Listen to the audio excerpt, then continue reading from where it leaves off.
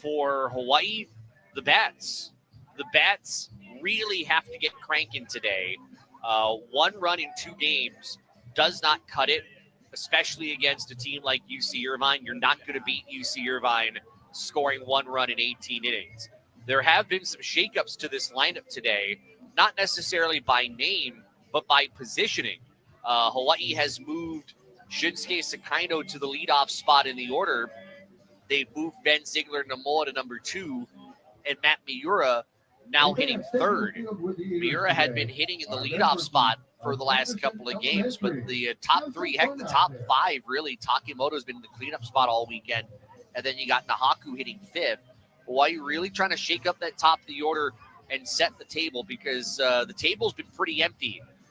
Well, especially yesterday, the table, there was nothing to eat at the table for Hawaii's offense, but there were things that Hawaii left on the table for leftovers on Thursday.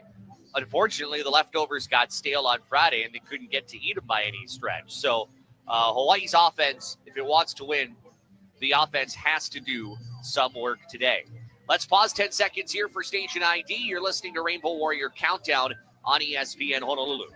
Your official radio home of University of Hawaii Sports is ESPN Honolulu, KKEA Honolulu, 1420 AM and 92.7 FM. Also on the docket today for University of Hawaii Sports, you've got softball, and I want to make sure that I get this right because I totally bungled this yesterday. Softball yesterday got rained out, that first game of the series with UC Santa Barbara. They will play 2 today. First game is at 2 p.m. Second game about 30 minutes after that. You can watch it over on Spectrum Sports. My partner Scott Robbs, along with Lori Santi, doing those games. The question is going to be what happens with game number 3. I haven't heard an answer to that yet. Whether that will have to be made up on the road somewhere, no clue. We'll find out when we get there. But a couple of key games there. Softball standings. Hawaii right now is right behind UC Santa Barbara. It's Cal State Fullerton, UC Santa Barbara, Hawaii, 1, 2, and 3 in the standings. And men's volleyball is on the road at UC Santa Barbara. Hawaii winning in 4 last night. You'll hear that right here at 3:45 today. Lineups and first pitch between Hawaii and UC Irvine when we come back. You've been listening to Rainbow Warrior Countdown on ESPN Honolulu. Swing for the fences at newly renovated Diamond Sports Bar, located on Keeaumoku Street at the corner of Yonge Street. It's your home run hangout for happy hour, open till 8 p.m. Grab ice-cold $4 draft beers, craft cocktails, and $8 poo-poos, like Kalua Pig nachos and chicken wings, to name a few. Enjoy big screen TVs, showing every pitch, hit, dunk, and highlight. The 7-foot by 14-foot TV is lifelike. We got darts, tables, and lounge seating as well. And listen up, ESPN Honolulu will broadcast live from 3 to 6 p.m. at the Diamond this Wednesday, April 23rd, and then University of Hawaii baseball coach Rich Hill will join us for extra innings starting at 6 p.m. See you this Wednesday, April 23rd from 3 to 7 p.m. at Diamond Sports Bar and Lounge, where fans celebrate like champions.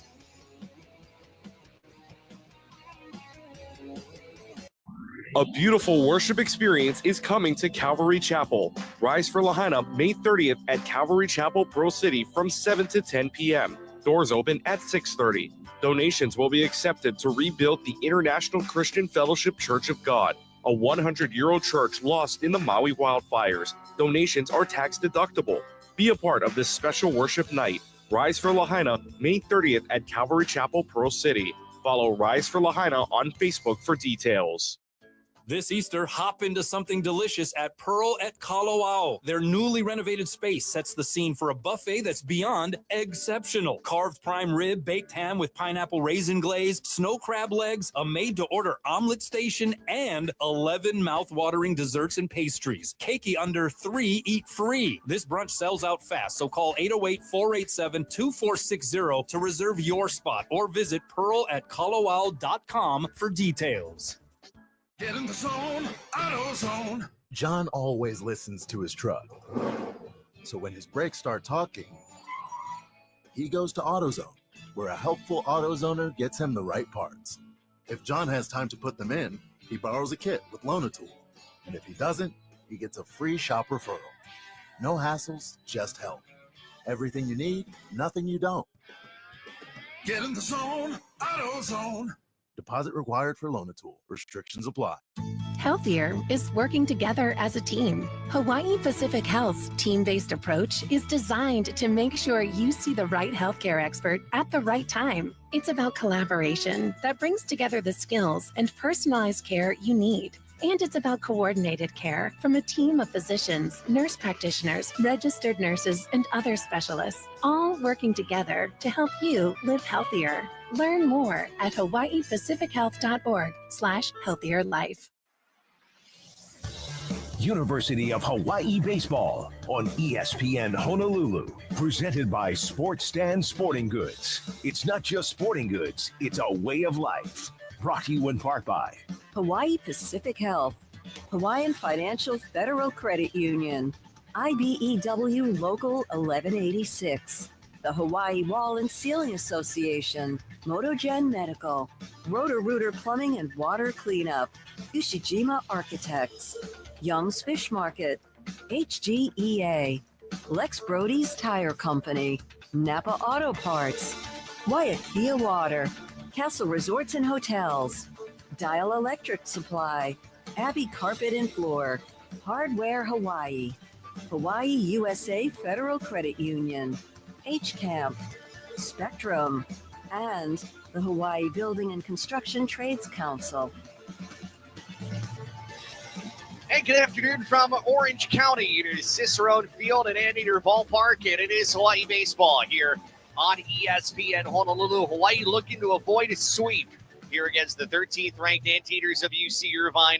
Hawaii fell in game number 1, 3-1 on Thursday, losing last night 4-0 against the Anteaters. What will happen in game 3? We'll find out here in a couple of minutes. We welcome you upstairs. I'm Josh Pacheco. Hawaii getting ready to get to the plate. So let's bring you Rich Hill's batting order here for this, we usually would say Sunday, but it's a Saturday finale here at the ballpark with Easter coming up tomorrow.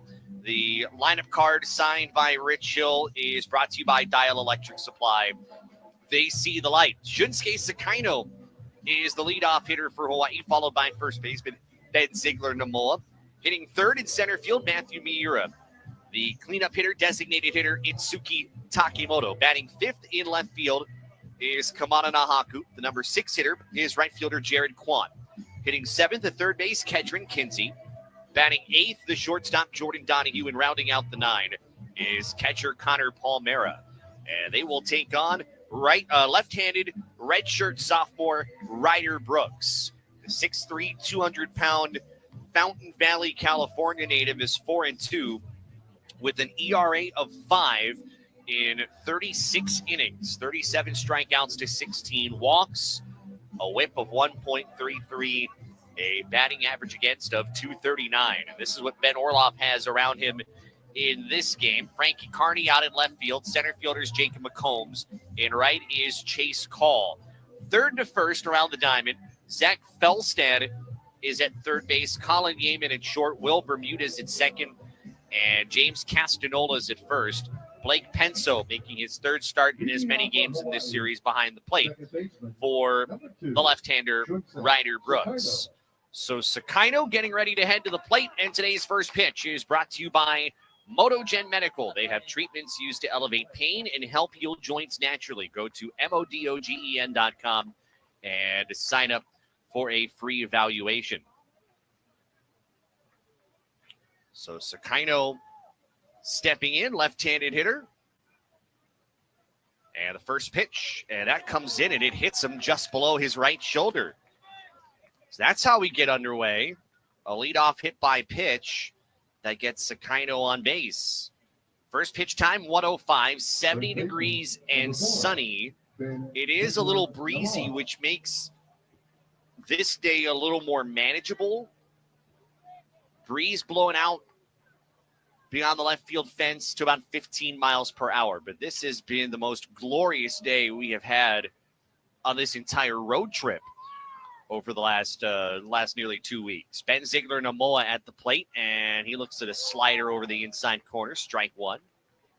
According to home plate umpire Denver Duberil, Ziegler-Namoa hitting .319, 3 home runs, a team best 32 runs driven in. 0-1. Next pitch, swing, and that's fouled back out of play. Hawaii going in the Kelly green tops, numbers and letters in white outlined in Sheridan orange. Hawaii scripted across the front, gray pants, the green caps with the orange front, and the H in orange right on the front of the cap. 2-strike count to Ziegler-Namoa, and he swings and slices it back to the screen. Crowd still filling in a little bit. This is not as good of a crowd as we saw last night, which had over 1,100 people. The grass berm out in right, not as populated as it was yesterday. Got a lot of people making their plans for Easter tomorrow. 0-2, swing and a miss, struck him out. It was breaking ball left up and may have been off the plate away. Ziegler-Namoa strikes out, and there's the first out of the game. That'll bring Matthew Miura to the plate. No score, top of the first inning. Sakino standing at first with 1 out, and Miura hitting .333, team best for the home run and 18 RBI.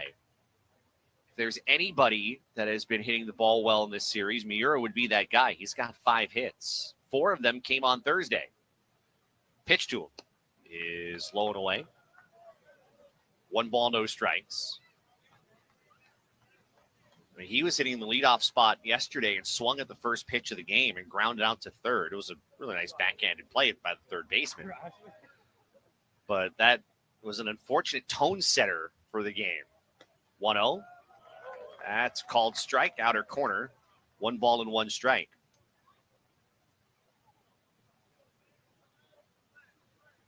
And with that breeze that's blowing out toward left, Frankie Carney, the left fielder, is a few steps farther back than I think he'd normally be. 1-1, down and outside. Count 2-1.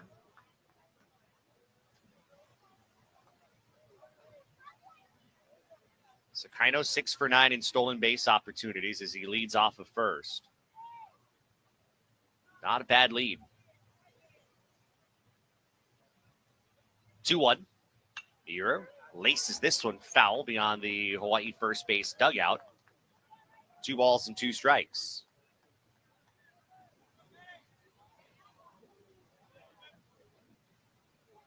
Decent amount of Hawaii fans have made it here.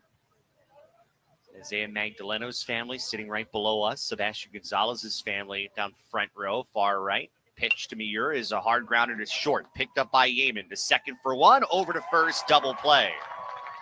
6-4-3 inning-ending double play here in the first inning. That has unfortunately been a trend because that happened back on Thursday. A double play erasing a runner on base in the very first inning. No runs, no hits, nobody left.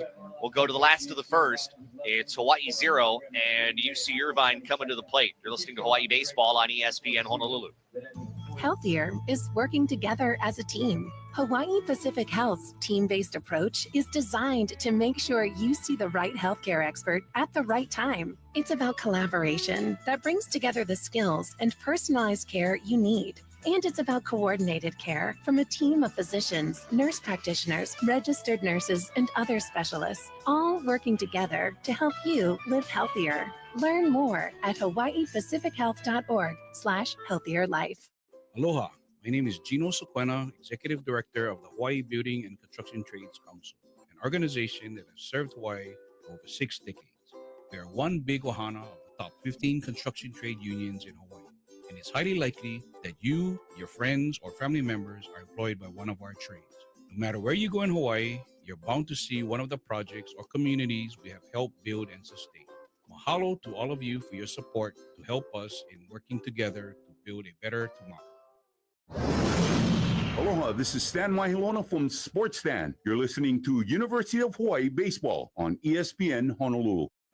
Bottom of inning number 1, Hawaii 0, UC Irvine coming to the plate. This is who Ben Orloff will send up against Cooper Walls.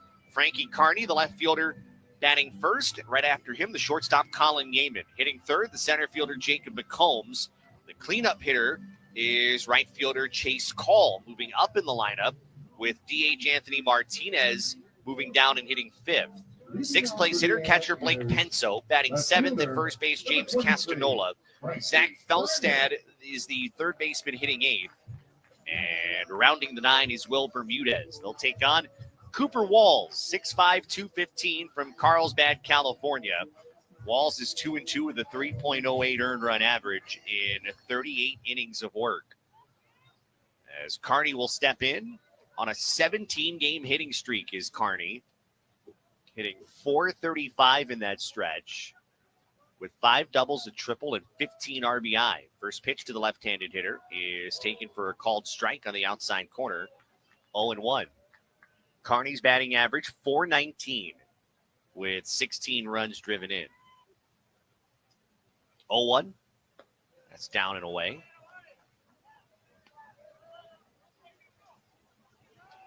One ball, one strike. UC Irvine in their dark blue tops. Next pitch in on the hands and grounded right by Sakino at second and into right field. So the leadoff man will reach to start the bottom of the first inning. At the plate, shortstop. I'll bring Colin Yeaman up. Dark blue tops, numbers in gray, Anteaters scripted in the front. Well, numbers in white, Anteaters scripted in the front in a darker shade of gray. White pants, blue piping down the side, and blue caps. So already Walls got to face a man with a runner on, and a first pitch slider is a strike at 77 miles an hour to Yeaman, 0-1. Yeaman hitting .411, team leader in average, on base percentage, slugging percentage, runs, homers, RBI, walks, a little bit of everything. 0-1 fastball. Yeaman skies this toward right field, moving back to his right. Jared Quant, he'll make the catch.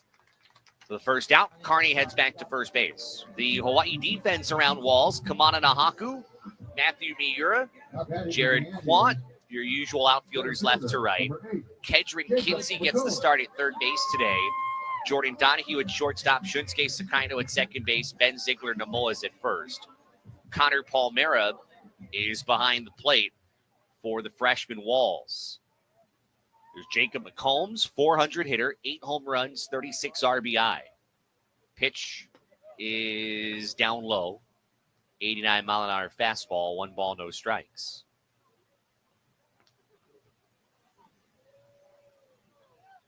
McCombs, who transferred to UC Irvine from San Diego State. Next pitch bouncer right by Ziegler Namoa and into right field. Rounding second is Carney. He's racing for third, and he'll get there to put runners at the corners.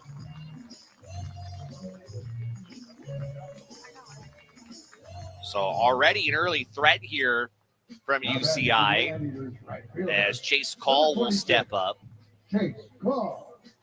Finish on McCombs. He was initially recruited by UC Irvine, along with UC Santa Barbara, UC Riverside, and California Baptist. He chose a different school for his freshman year, but obviously UC Irvine still kind of struck a chord because when things didn't work out at the previous school, he decided he wanted to go here. Call hitting .304, 7 home runs, 34 RBI. No score, bottom 1. Carney at third, McCombs at first. And Call looks at a slider, strike 1. Dropping right at the bottom of the zone. Walls working quickly, hands by the waist. 0-1, slider, there's strike 2. Right over the outside half of the plate, no balls and 2 strikes. Walls coming off of a loss last Sunday against Cal Poly. 0-2. Slider just inside. 1-2. Really good pitch. According to Denver Duberl, a better take by Call. Anthony Norris, the umpire at third. Crew chief Rob McKinley working over at first. 1-2. Slider, and that's fouled back. His last couple, he's brought it in on the right-handed hitter. Where the first few is middle to middle out. Definitely trying to see if he can induce an inning-ending double play here.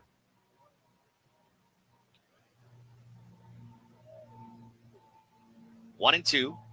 Pitch down at inside. 2 balls, 2 strikes.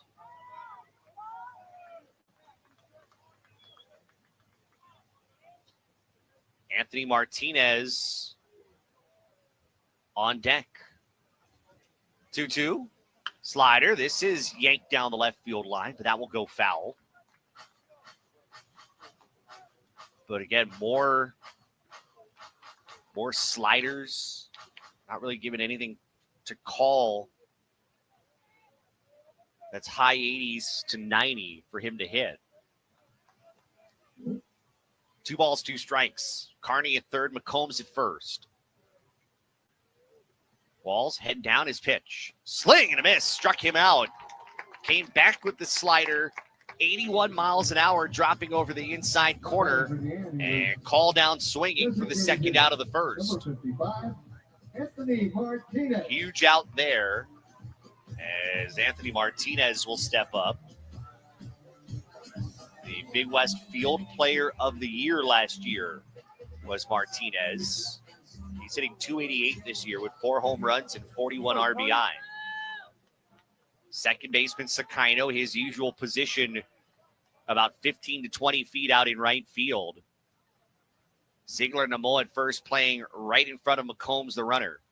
Pitch to Martinez is outside and low. 1 ball, no strikes. It's been kind of a quiet series for Martinez. He was 0 for 4 yesterday. 1 for 8 in the series. His lone RBI came on Thursday. 1-0 to the slugger is just a bit high. Slider misses 2-0. Jordan Donahue, the shortstop, is playing much closer to the middle of the infield. Not entire shift. That leaves the left side wide open. 2-0. And there's a called strike. Slider at 81. Kept it down in the zone. 2 balls and 1 strike.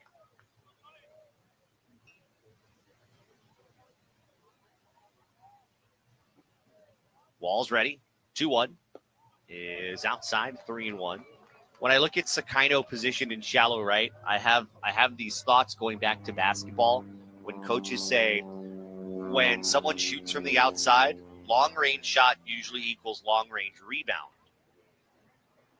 3-1 is strike 2, just edging the outside of the plate. 3-2. And I think that because, anytime Martinez swings the bat, it's like he's just hammering it. But it means it's going to be a lot of movement. This one is lined towards center field. Miura coming in. He makes the catch. Anytime he hits something, it hits it hard and it goes away. So you got to be ready for it. Martinez flies out. Inning comes to an end. No runs, 2 hits, no errors. And 2 base runners left. Off to the second. Scoreless between the Bows and the Eaters. This is Hawaii Baseball on ESPN Honolulu. Thank you. Remember to play hand your way. Use Irvine sports camps while you're off. Gotcha. Thank you. With hotels, condo resorts, and vacation rentals on 5 Hawaiian islands, Castle Resorts and Hotels is a Kama'aina favorite. When you need a place to stay to attend a tournament, family function, or a golf getaway, visit castleresorts.com for special Kama'aina rates. H-A-W-A, H-A-W-A, H-A-W-A. There ain't no other place like these islands. Castle Resorts and Hotels. Born in Hawaii, built on hospitality, inspired by aloha. H-A-W-A. There ain't no other place like these islands. Rainbow Warrior Baseball on ESPN Honolulu. What? I'm looking for him, dude. We'll go to the second inning. Scoreless between Hawaii and UC Irvine, as Hawaii Baseball is brought to you by Lex Brody's Tire Company. Wear your University of Hawaii apparel when you visit any Oahu Lex Brody's location and get an additional 5% off your purchase.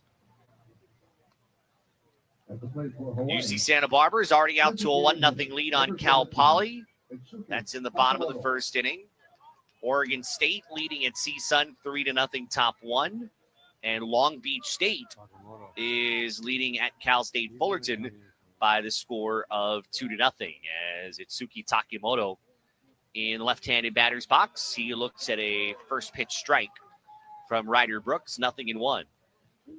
Takemoto hitting .288, a home run, and 14 RBI. Next pitch is outside. 1 ball, 1 strike. Brooks, basically mid to high 80s with his heater. 1-1 is tipped back foul. 1 ball, 2 strikes. But it's going to be the slider. It's going to be his changeup that he's going to rely upon to get outs. 1-2 to Takemoto. The pitch. And it's just outside. Changeup away. 2-2 to the lefty hitter. He's hitting the cleanup spot in this series every game here. 2-2. Takemoto pops this up. It was jammed. This one on the left side of the infield. Third baseman Felstad right near the base. Records the first out. Now we'll bring Kamana Nahaku to the plate. Nahaku hitting .305, 6 home runs, 24 RBI. Here's just kind of the stunning numbers from yesterday in Hawaii's 4-0 loss against UC Irvine. The first one, the shutout, because that does not happen to this team very often. First pitch, Nahaku takes outside, 1-0. The last time Hawaii was shut out was in this very ballpark 2 years ago, May 6th, 2023. 1 ball, no strikes. Pitch. Swing, and that's line foul. 1 ball, 1 strike. And the 3 hits that Hawaii had yesterday, a season low. So Hawaii offensively just never really arrived. 1 ball, 1 strike. Pitch. Bunt shown. Nahaku can't put it down. Strike 2. Right in the glove of Penso, the catcher. They're at USC Count. in LA. 1 ball, 2 strikes. I thought they were playing here. Brooks sets and deals. This one swung on and flared out towards center field. Moving back McCombs as that one was carrying. McCombs makes the catch right at the edge of the warning track and makes the catch 2 away. Jared Quant now 2 out, nobody on, scoreless, top of the second inning. That ball seemed to have a little more carry. And again, I think it gives credence to the wind blowing out here that this is a hitter's ballpark for sure right now. We have not seen a home run in this series by either team as Quant looks at strike 1, knee high. 0-1 to the Hawaii right fielder, hitting .311 with 2 home runs and 28 RBI. 0-1. Breaking ball, bouncer up the line at first and foul. 0-2.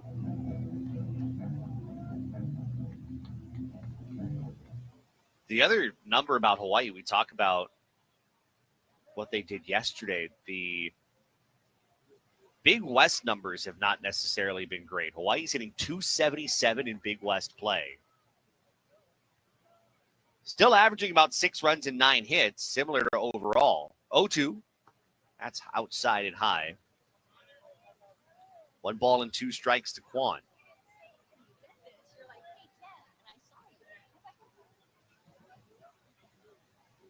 Brooks sets, hands above his waist. 1-2. That's a breaking ball missing low. 2 balls, 2 strikes.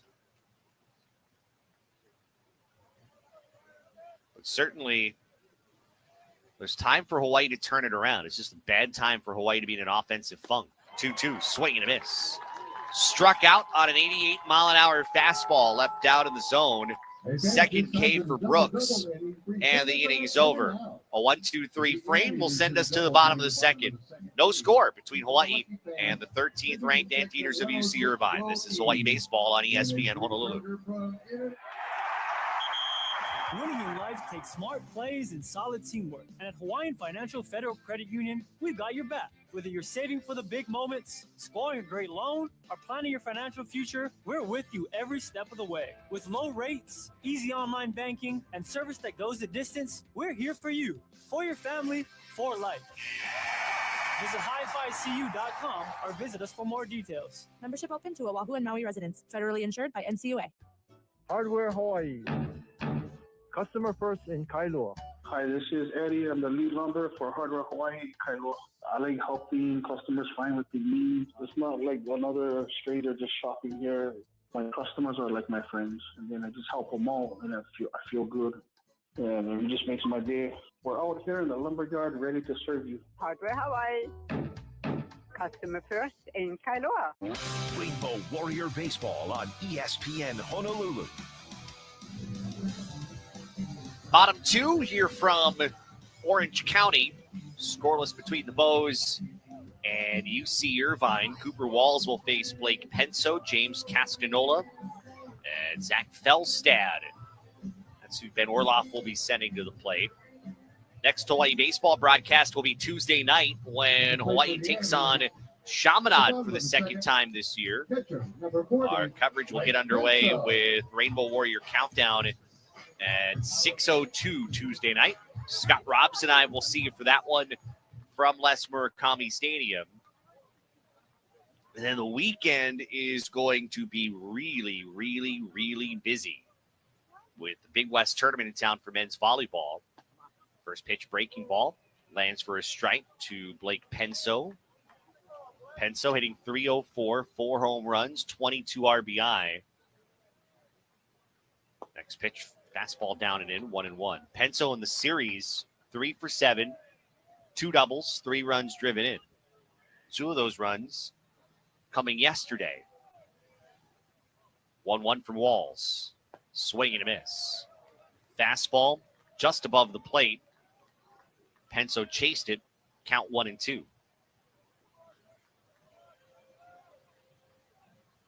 Right-hander delivers.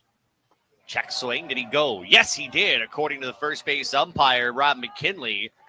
Penso strikes out on a breaking ball that just bottomed out of the zone. 1 away in the second. Second strikeout for Walls. And here's James Castanola. Castanola batting .306. A home run, 13 RBI. The first offering to the right-handed hitter is a fastball. Softly hit foul left side. 0-1. Kind of like Walls' slider right now. Looks really good. Sharp. Not really hanging. He's locating it well. 0-1. That's a changeup down low. 1 ball, 1 strike. Walls taking a loss last week against Cal Poly for the second consecutive outing. 1-1. Slider. Strike 2 inside corner. 1 ball, 2 strikes. His second straight start without getting through the 5th inning. But he keeps you in games. That's all you can ask for. 1-2.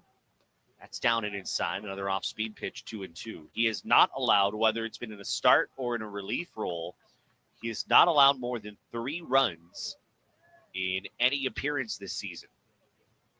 College baseball, that's usually good. The line, the 2-2, is just low. Fastball missing 3-2. Palmera tried to frame it, bring the glove back up. Home plate umpire didn't bite. 3-2. Swing, and this is line into Sakino's glove. The second baseman moving to his right behind second. He yanks it out of the air for the second out. Third baseman, number 36, That ball held up long enough for Sakino to range to his right. He was positioned well. Reached his glove up in the air and got out number 2. So 2 down, nobody on, no score. We're in the bottom of the second inning. And Zach Felstad, who we saw yesterday as a pinch hitter, he walked in his lone appearance, takes a fastball low and away. 1 ball, no strikes. Felstad coming in, hitting .259, 4 home runs, 23 runs batted in. Left-handed hitter waits. That curveball drops for a strike, inner half, 1-1. That's the first time we've seen him throw that curveball. 71 on the radar gun, according to the scoreboard out in left field.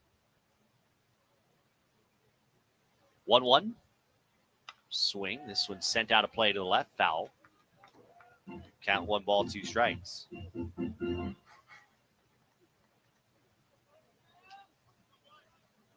Walls trying to get in and out of this frame. Freshman ready. And the 1-2. It's a slider down and in. 2 balls, 2 strikes. One thing you love about this 12-day, something like that. It's been a long trip. 8 games, 4 different ballparks. 2-2. Curveball, 1 hopper. Sakino handles it. Off the hop, throws it to first, gets the out, ends the inning. We'll talk about uniqueness of ballparks as we go to the 3rd inning. A 1-2-3 frame for Cooper Walls. Off to the 3rd. We have no score. This is Hawaii Baseball on ESPN Honolulu. Building a winning program requires vision, careful planning, and expert execution. Since 1994, Ushijima Architects has provided the highest quality professional planning and design services for various projects throughout our state. Our highly experienced team provides the full spectrum of services, from feasibility studies and master plans to complete architectural design work. Call us today at 808-946-9544.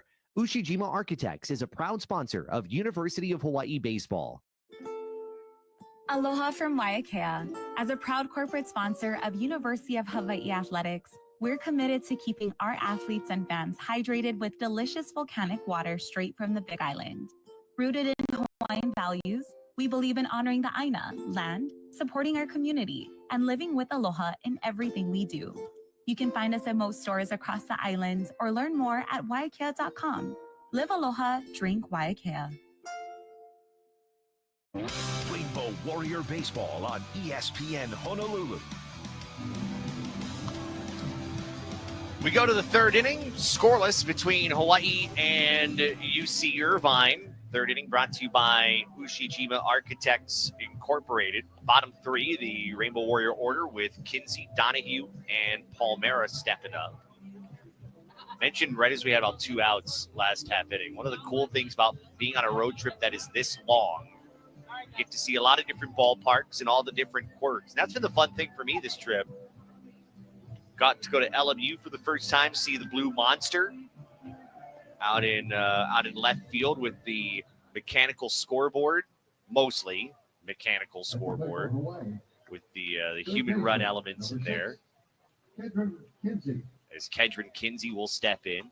Here, one of the unique things about this ballpark is, and it's kind of a standard ballpark. The unique thing is really not in the field of play. It's in the seats, and it's outside of right field, which we'll share in a moment. Kedron Kinsey looks at a waist-high strike. Change up at 79 miles an hour. Kinsey coming in hitting .323, a home run, 6 RBI. Santa Clara, just kind of a tucked away gem. That ballpark. Next pitch down and away. 1 ball and 1 strike. With the high fences there. Cal Poly atmosphere is second to none. Well, I shouldn't say second to none, but in the West Coast, one of the better atmospheres. There's a 2-hopper to short. It's picked up by Yeaman. Fires across to first. Gets the out. 1 away. 6-3 put out. Jordan Donahue coming up. The quirks here. The The fact that you can fit more people on a grass hill than you can in the seats here at Cicerone Field. 3,408 is the attendance. They get about 900 plus chairback seats, and then everything else, they say they can fit 2,200 on a grass hill. And the kids love it here. First pitch, a knee-high strike to Donahue, who comes in hitting 265 with 8 RBI. The kids love it so much, it's almost reminiscent of like the Little League World Series. 0-1. Donahue checks his swing and takes just a bit high, but the third base umpire said he went around on swing. So on appeal, it's strike 2. Where you see a lot of the kids, they're sliding down the hill. They're having a good time. 0-2. Donahue swings and misses. 2 down. It's been a tough series for Jordan Donahue, 2 away. Nobody on. Scoreless here in the third. And here is Connor Palmera. Palmera catching, hitting 160 with 6 runs driven in.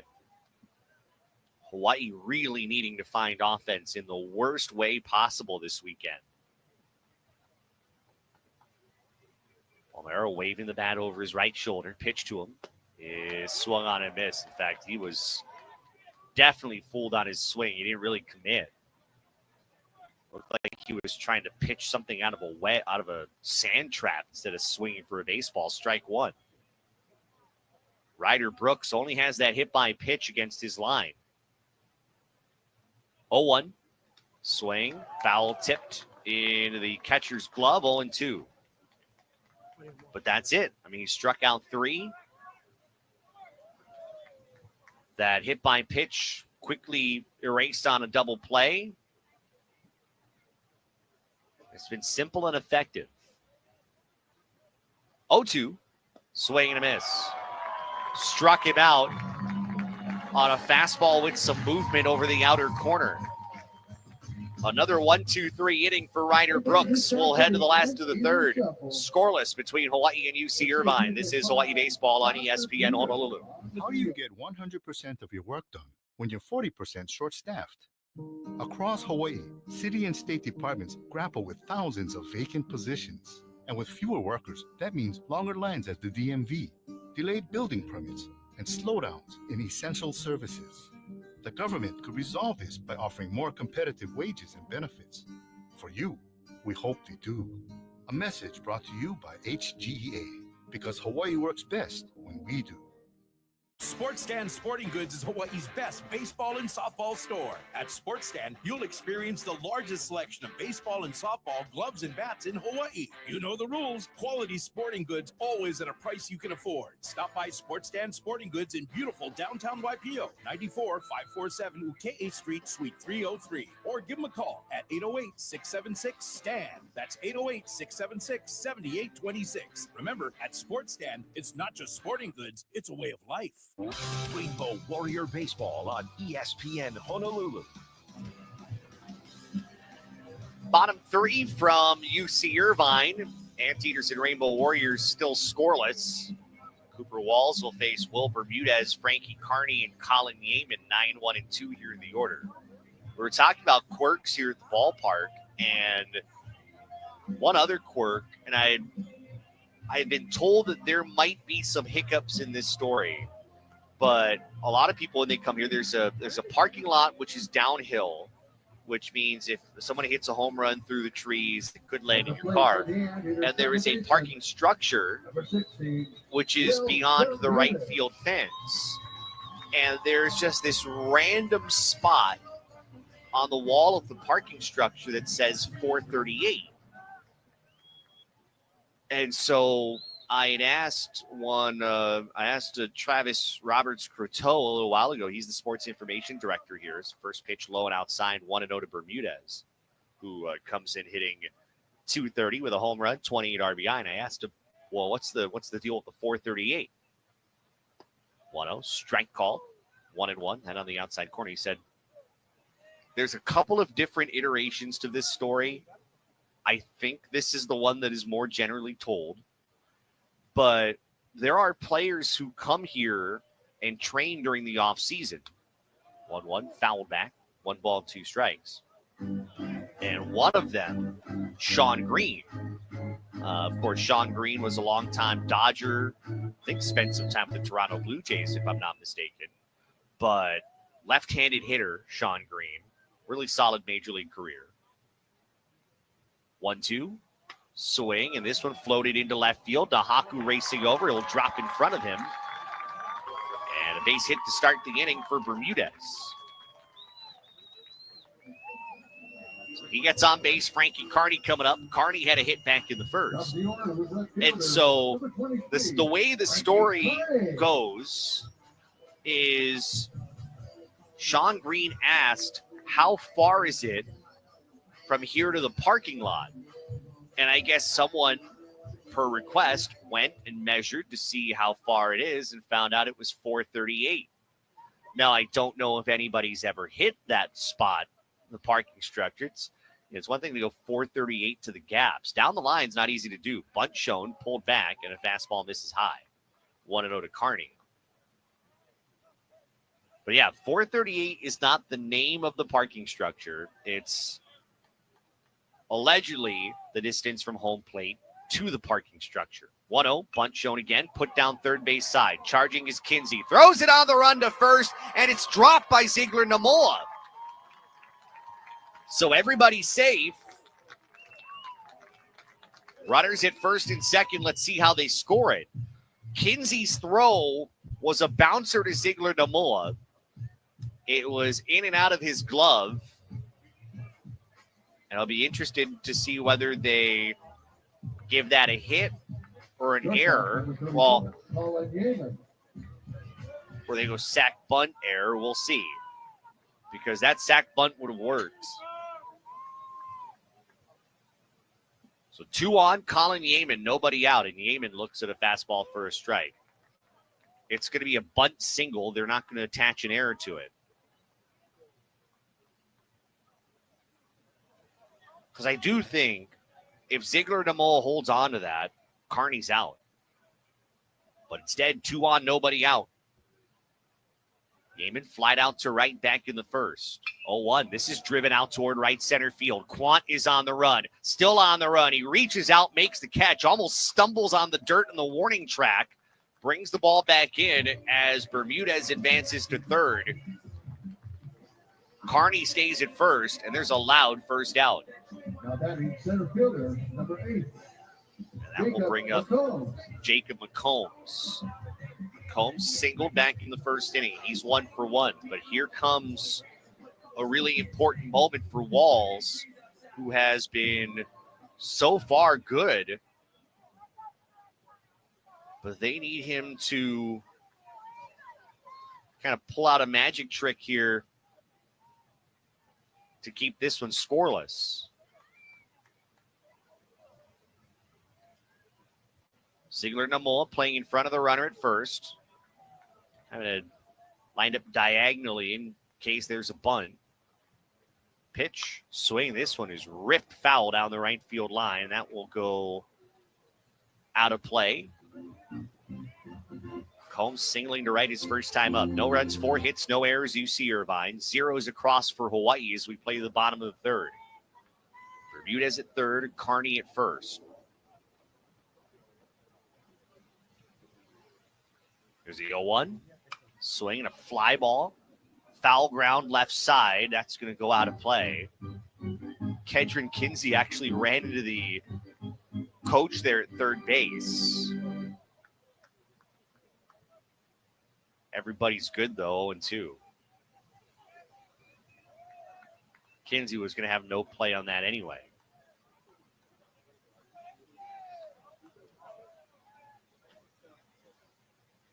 Walls sets his 0-2. Is strike 3 called on the outside corner. And McCombs down looking for the second out. That slider has been money for Cooper Walls so far. His third K.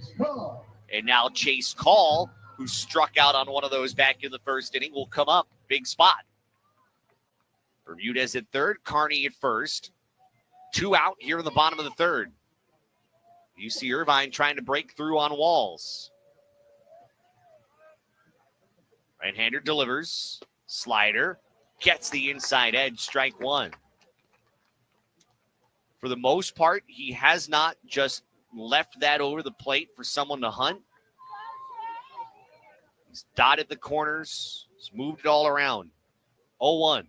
Another slider that's poked foul left side is 0-2. Even with that, I mean, Call, I think, felt like he had to swing at it because he wasn't going to get anything over the middle of the plate. It's the closest he'd probably get.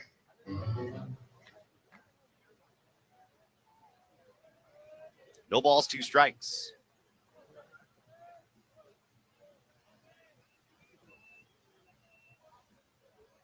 Walls, the pitch. Breaking ball hung high in the air out to left field. Nahaku's going to look and watch it go.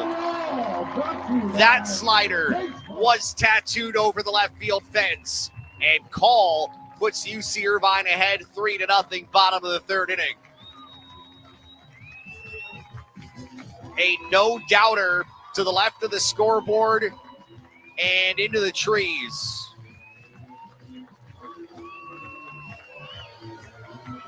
Eighth home run for Call. And a gut punch to Walls, who had been doing everything right except for that one pitch.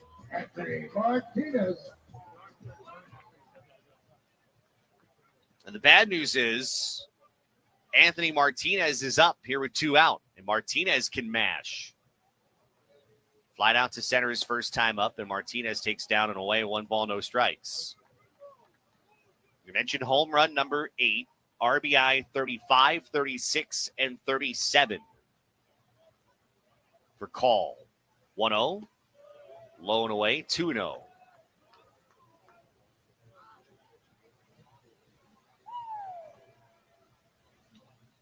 And the way UC Irvine has been pitching, this 2-0 is a strike taken at the knees, 2-1. I mean, 3-0 feels double that. In fact, Hawaii's going to start moving some people over to the bullpen.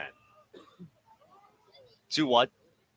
Swinging a fly ball to left. Nahaku walks back a few paces, makes the catch. And that ends the inning. Chase Call's 3-run home run has put UC Irvine ahead. 3 runs, 3 hits, no errors, and nobody left. We're a third of the way through. It's UC Irvine up on Hawaii 3-0. This is Hawaii Baseball on ESPN Honolulu. Lex Brody's Tire Company would like to say thank you very much for supporting UH. Wear your favorite UH gear into Lex Brody's and get an extra 5% off tires, brakes, and most other services on top of LexBrodys.com Super Saver coupons. You're the best fans, and Lex Brody's voted #1 in North America is the best choice for brake repairs and to purchase tires. Please visit LexBrodys.com for additional details and to set an online appointment. Lex Brody's Tire Company. You tackle an endless to-do list every day. It may seem like a thankless job, but you know better. It's the little things that matter most. That's why you'll appreciate the enduring value of the Michelin Defender tire. Designed for doers like you, Michelin's long-lasting tire keeps you on the go longer, so you have one less thing to worry about on your next road trip. Stop in today for miles of uncompromised safety and performance. Visit LexBrodys.com for the best tire value on Oahu. Thank you very much. Lex Brody's Tire Company. Rainbow Warrior Baseball on ESPN Honolulu. We go to the 4th inning. UC Irvine 3-0 on Hawaii thanks to the Chase Call 3-run home run. And Hawaii's offense needs an energy drink, needs a cappuccino. It needs a jolt of some kind. And Shinsuke Sakino provided that. He was hit by a pitch to start the game, but a double play 2 batters later erased him and silenced the inning. First pitch to the Hawaii second baseman comes up and in on him, ball 1. And that was very close to hitting him.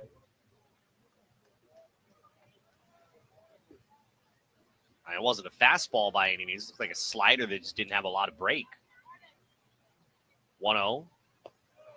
It's a strike called. Fastball, 86 miles an hour. Down at the plate. 1 ball, 1 strike. Ben Ziegler-Namoa, Matthew Miura will follow. 1-1. And just outside. Changeup misses 2-1.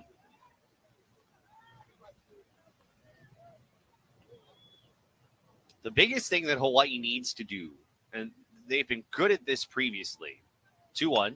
It's kind of a high chopper, 1 hop back to the mound. Leaping up in the air is the pitcher who throws to first, and he throws Castanola off the base. He had to hurry the throw, did Brooks, and he just zoomed a fastball over, and it took Castanola off the bag. And Sakino is safe on an E1. That was a high chopper. It got back to the mound, but because Brooks, with his height at 6'3", was able to reach up, he had turned his body in order to get it. And because of that, with Sakino's speed, he had to hurry that throw. Ben Ziegler-Namoa watches a strike land on the outside corner, 0-1. Feeling the heat. Just kind of recklessly threw a fastball to first that was just offline. So Hawaii's got a base runner here with nobody out. Ziegler-Namoa struck out back in the first. 0-1. Takes low and away. 1 ball, 1 strike. What I was about to say was the fact that Hawaii in previous games, even in this series, a team scores runs, Hawaii battles back and make sure it has a response. We haven't seen that. 1-1. Fastball is high. 2 balls and 1 strike. I think the one time we saw it, you got to go back to game 1. UC Irvine got a run in the 4th. Matt Miura's RBI double tied it. But that was Hawaii's only run in this series. 2-1. Ziegler-Namoa slices this out of play to the left. Count 2-2. No one's saying you need to get all 3 back, but got to get a runner in scoring position. Got to get people moving.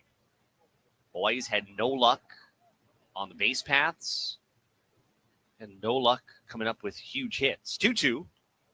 Did that hit him? Home plate umpire says it did. After a little bit of hesitation, Ziegler-Namoa started walking toward first.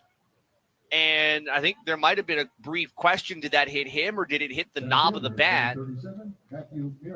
But home plate umpire says he got hit. And there were a couple of guys in the UC Irvine dugout that had their hands out like, did he really?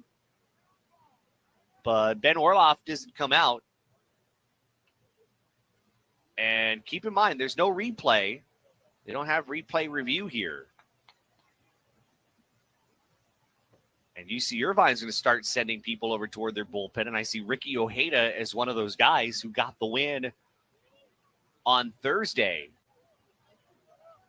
And we'll get a mound visit here from pitching coach Daniel Bibona. I mean, Ryder Brooks has been really good. He's just not going to overmatch you with stuff. But this is the first sign of any issue. And I think UC Irvine wants to make sure they can tamp this down pretty quickly. While we have a moment, I do want to say congratulations to the voice of UC Irvine baseball. His name is Mark Roberts. Got to chat with him a little while ago. Mark Roberts just got married about 6 months ago.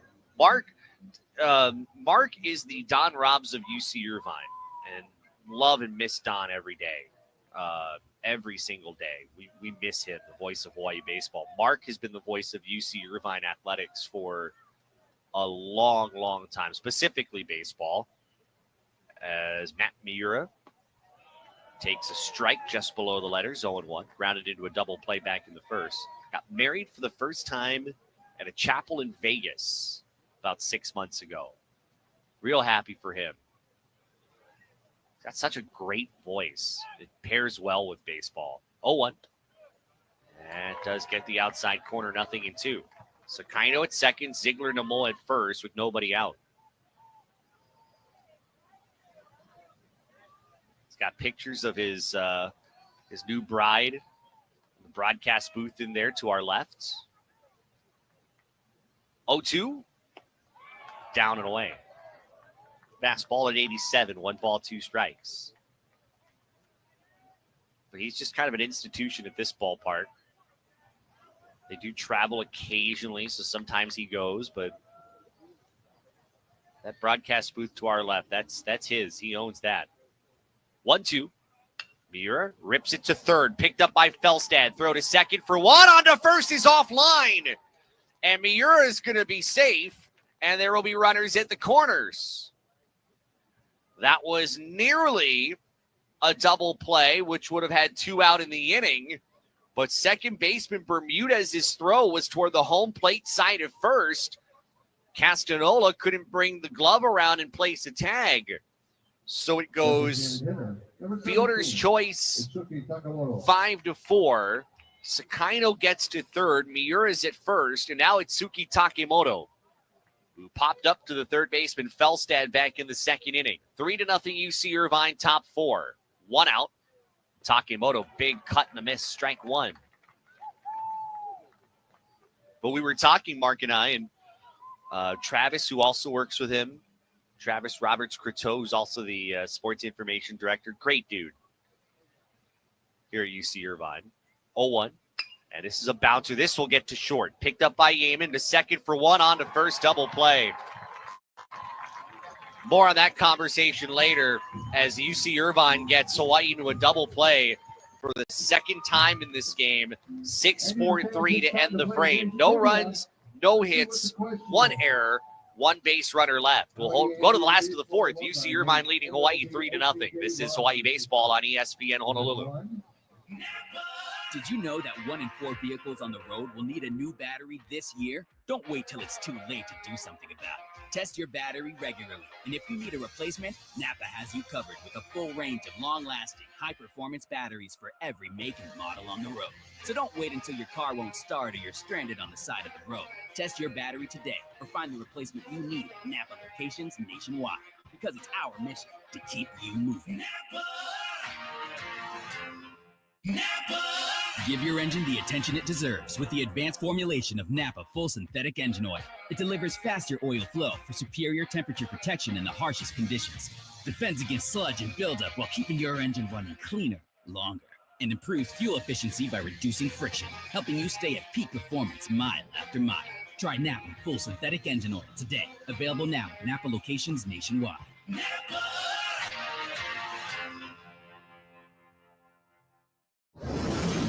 Aloha, this is Stan Mahilona from Sports Stan. You're listening to University of Hawaii Baseball on ESPN Honolulu. 3-0 UC Irvine leading Hawaii.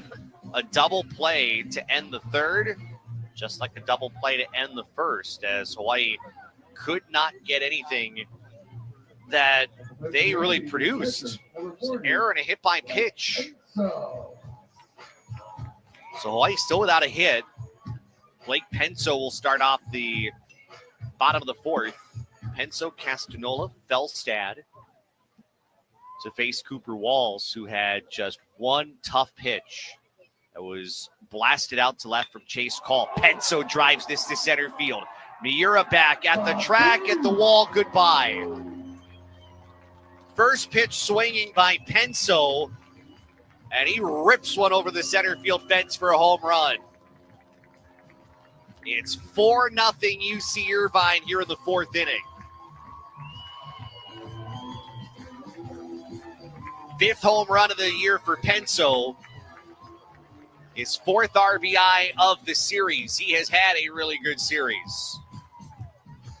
And all of a sudden, second time around in the order, and they're figuring out Cooper Walls, and they're figuring him out quick. James Castanola now against Walls. Takes a breaking ball down and away. 1 ball, no strikes. Castanola lined out to Sakino, the second baseman, his first time up.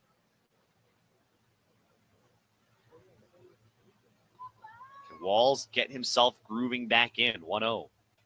Fastball above the letters. 2 balls, no strikes. And we're going to start to see some action in the Hawaii bullpen as Connor Palmera is going to walk out and talk to Walls. Well, he does have a righty starting to loosen. I know they sent Ethan Thomas out there, but that's not Thomas. Try to get a beat on who that is as soon as we can. But can't afford to let anything more go here. That's for sure. It's looking like Charlie Adamson will get a much better picture here shortly. 2-0 count to Castanola's down and away 3-0. And Adamson pitched yesterday, couldn't get an out. Gave up 3 hits. Last one drove in 2. That was from Penso. There's a fastball taken, strike 1. 3 balls and 1 strike. Hawaii's got mostly full complement of players in its bullpen. 3-1 fouled off to the right. 3 balls, 2 strikes. Except for Sebastian Gonzalez, who fortunately, if you're just tuning in, it was just a bruise near that right elbow. He's going to be okay. Coach Hill telling us before the game that he wants to pitch. 3-2 is yanked down the right field line, but that's going to head toward the bullpen and foul. But Coach Hill saying his elbow looks like it's flamed up like Popeye. And he's not going to let him pitch even if he wants to. 3-2, breaking ball driven down the right field line. Quant coming over near the foul line. He'll make the catch in foul territory for out number 1. Let's pause 10 seconds for station ID. This is Hawaii Baseball on ESPN Honolulu, presented by Sports Stand Sporting Goods. Your official radio home of University of Hawaii Sports is ESPN Honolulu, KKEA Honolulu, 1420 AM and 92.7 FM. And as we come back from the station ID call, that's going to be it for Cooper Walls, who you feel for Cooper Walls. His day is going to be defined by 2 pitches. One of them a 3-run home run. The other, a solo home run that started this inning. Otherwise, Cooper Walls has been very good. But that's going to be it for him. This call to the bullpen is brought to you by HCAMP, the Hawaii Concussion Awareness Management Program. Visit hawaiiconcussion.com. And here's an interesting one. It is Isaiah Magdaleno, who is coming on here in the 4th inning. Definitely not a safe situation, but it almost feels like it given what's on the line here for Hawaii. We'll tell you about Mags when we come back. 4-0 UC Irvine leading Hawaii. 1 in, 1 out, bottom of the 4th. With this pitching change, we'll step aside for a minute. This is Hawaii Baseball on ESPN Honolulu. Craving the ultimate burger experience? Look no further than Honolulu Burger Company in Kaimuki. Every juicy burger is crafted to order, featuring local grass-fed beef. At Honolulu Burger Company in Kaimuki, every bite is pure aloha. Whether you're a classic cheeseburger fan or adventurous with island-inspired toppings, you'll taste the freshness and you'll be supporting local. Honolulu Burger Company at historic Kaimuki, across from Queen Theater. Go Rainbow Warrior Baseball. Good luck. The NBA playoffs on ESPN Radio. The postseason begins in OKC. Gilgeous-Alexander open 3. Bang, he got it. And the Thunder have taken the lead. Shai Gilgeous-Alexander and the top-seeded Oklahoma City Thunder go head-to-head with the Memphis Grizzlies in a best-of-7. Reverse jam, John Morant. Game 1 of the Thunder and Grizzlies. On ESPN Honolulu, 92.7 FM at 1420 AM. Rainbow Warrior Baseball on ESPN Honolulu. One of Hawaii's best arms out of the bullpen out here in the 4th inning, and that's Isaiah Magdaleno, the right-hander. 4-0 record with 5 saves, a 2.25 earned run average in 36 innings. This is not the scenario that you would usually use Magdaleno in, but really at this point it's 4-0. your offense hasn't done much, and you kind of don't have a choice. As the first pitch is popped in the air by Zach Felstad, this will head somewhere in the seats. I think you can hear the thud of the ball landing on the concrete here in the concourse. 0-1 to Felstad. Cooper Walls, 3 1/3 innings, 4 runs, 6 hits, 3 strikeouts, no walks. 61 pitches, 41 of them for strikes. 0-1 to Felstad. Swing and a miss. Nice breaking ball bouncing into the dirt. It's 0-2. Walls, I mean, don't let the line fool you. I thought Walls looked good. 0-2. Swing and a miss. Struck him out. Breaking ball running down and in. Felstad strikes out. There's 2 away in the 4th. It's the 3-run home run to Call, the home run to Penso. That's been the difference. So 2 out, 1 in, nobody on. And here's Will Bermudez, who singled back in inning number 3, scored on the Call home run. And Bermudez takes a fastball at 90 miles an hour, low and inside, 1-0.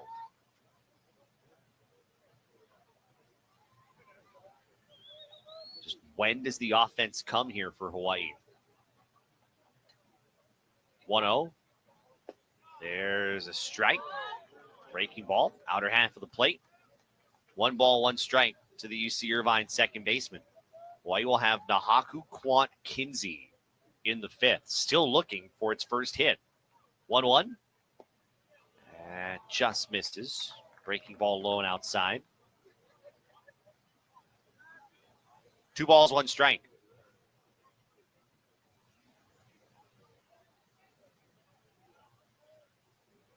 Magdaleno's pitch. That's down, bouncing at the plate, 3-1. I'm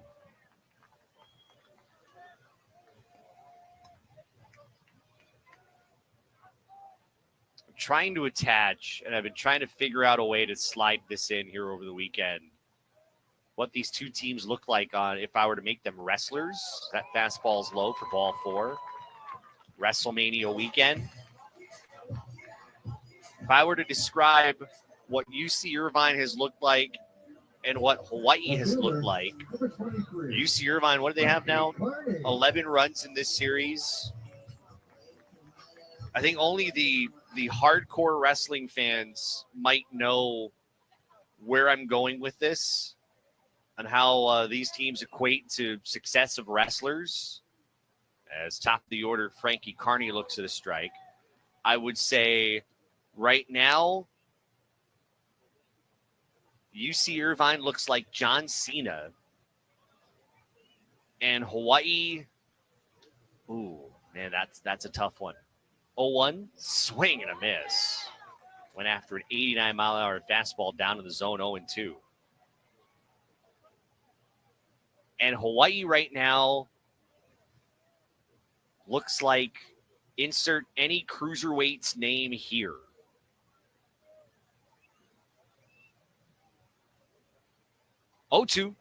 Runner doesn't go. Fastball misses up and outside. 1 ball, 2 strikes. I guess I'll say Hawaii would be Billy Kidman. Again, the hardcore wrestling fans would know that one, and that's more of a WCW reference. 1-2. That's down and outside, blocked in the dirt by Palmera. 2 balls, 2 strikes.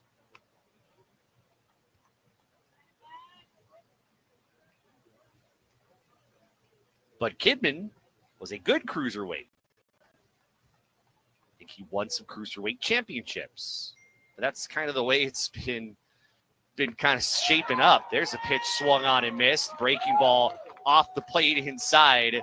Carney strikes out, and a much-needed end to the inning for Isaiah Magdaleno. But Penso's home run extends UC Irvine's lead. 1 run, 1 hit, no errors, and a base runner left. We'll head to inning number 5. UC Irvine leads Hawaii 4-0. This is Hawaii Baseball on ESPN Honolulu. Abbey Carpet and Floor, voted Hawaii's best carpet and flooring company. Stop by Abbey's showroom on Nimitz Highway and see the amazing 7 MTC flooring. This revolutionary product is made out of melamine. It's resistant to fading, stains, and even pet scratches. Come by and see the Scratch Test Challenge. 7MTC, available now at Abbey Carpet and Floor. Abbey Carpet and Floor, where Hawaii goes for flooring. Contractor's license number C19140. Craving the ultimate burger experience? Look no further than Honolulu Burger Company in Kaimuki. Every juicy burger is crafted to order, featuring local grass-fed beef. At Honolulu Burger Company in Kaimuki, every bite is pure aloha. Whether you're a classic cheeseburger fan or adventurous with island-inspired toppings, you'll taste the freshness and you'll be supporting local. Honolulu Burger Company at historic Kaimuki, across from Queen Theater. Go Rainbow Warrior Baseball. Good luck. Rainbow Warrior Baseball on ESPN Honolulu. Brought to you by Hawaiian Financial Federal Credit Union. UC Irvine off of a couple of key home runs here in the early innings, leading Hawaii 4-0 as we head to inning number 5. Hawaii Baseball on ESPN Honolulu is brought to you by the Hawaii Wall and Ceiling Industry Association. They are hiring journeymen and apprentices. Grow your career and go to hwcia.com. That's hwcia.com today to apply. Kamana Nahaku, Jared Quant, Kedron Kinsey for Hawaii, 5, 6, and 7 against Ryder Brooks, who really is just one trouble spot, was in the last inning. Throwing error, a hit by pitch, then a fielder's choice and a double play got him right out of it. Almost like nothing ever happened.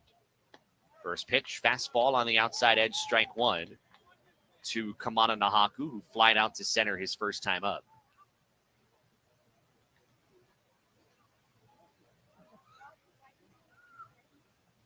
Next one. Whizzes low and away. 1 ball and 1 strike. I knew at some point that if I made a WrestleMania reference in this broadcast, someone would say something about it. I knew it. 1-1. Swing and a miss. Out in front of a changeup. 1 ball, 2 strikes on the outer half. Our good friend Alan throwing out. Finn Balor. The old school wrestling folks may not know who that is. The new school ones do, and he's very good, but that's actually a really good reference. 1-2, swing and a miss. 80 miles an hour out of the zone. Nahaku takes a big, deep sigh, probably of frustration rather than relief, as he walks back to the dugout for out number 1. 1 away, nobody on. Jared Quant struck out swinging in the second inning. And he'll look at a first offering high. 1 ball, no strikes. I told myself we would not make most of this game about wrestling. I'm sticking to that. 1-0. That's a strike. Waist high, 1-1. Said, you know what? I'll save the wrestling for when I get to the airport, and we'll watch WrestleMania at the airport waiting for the late flight tonight. 1-1, bunt shown. Quant pulls the bat back, and that fastball's down low. 2 balls and a strike.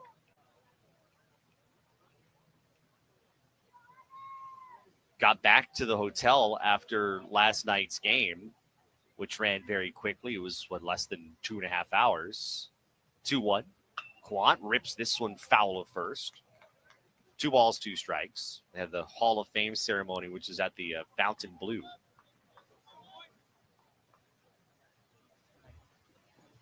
Looking forward to heading back to Vegas in July, I think it is, for Mountain West Media Days for football. That'll be a lot of fun. 2-2. Swing, softly hit to the right side. Charging Bermudez, the second baseman. He'll float it over to first. Gets the out, 2 away. Hawaii still does not have a hit with 2 outs in the 5th.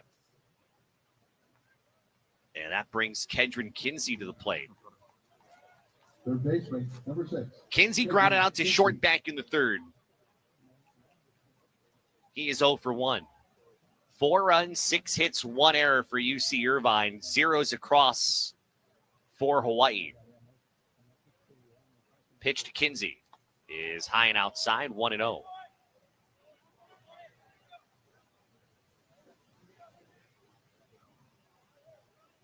Hawaii entering today 6th place in the Big West standings at 10-10. 1-0. Kenzie lines this into center field, and there is Hawaii's first hit coming here in the 5th inning.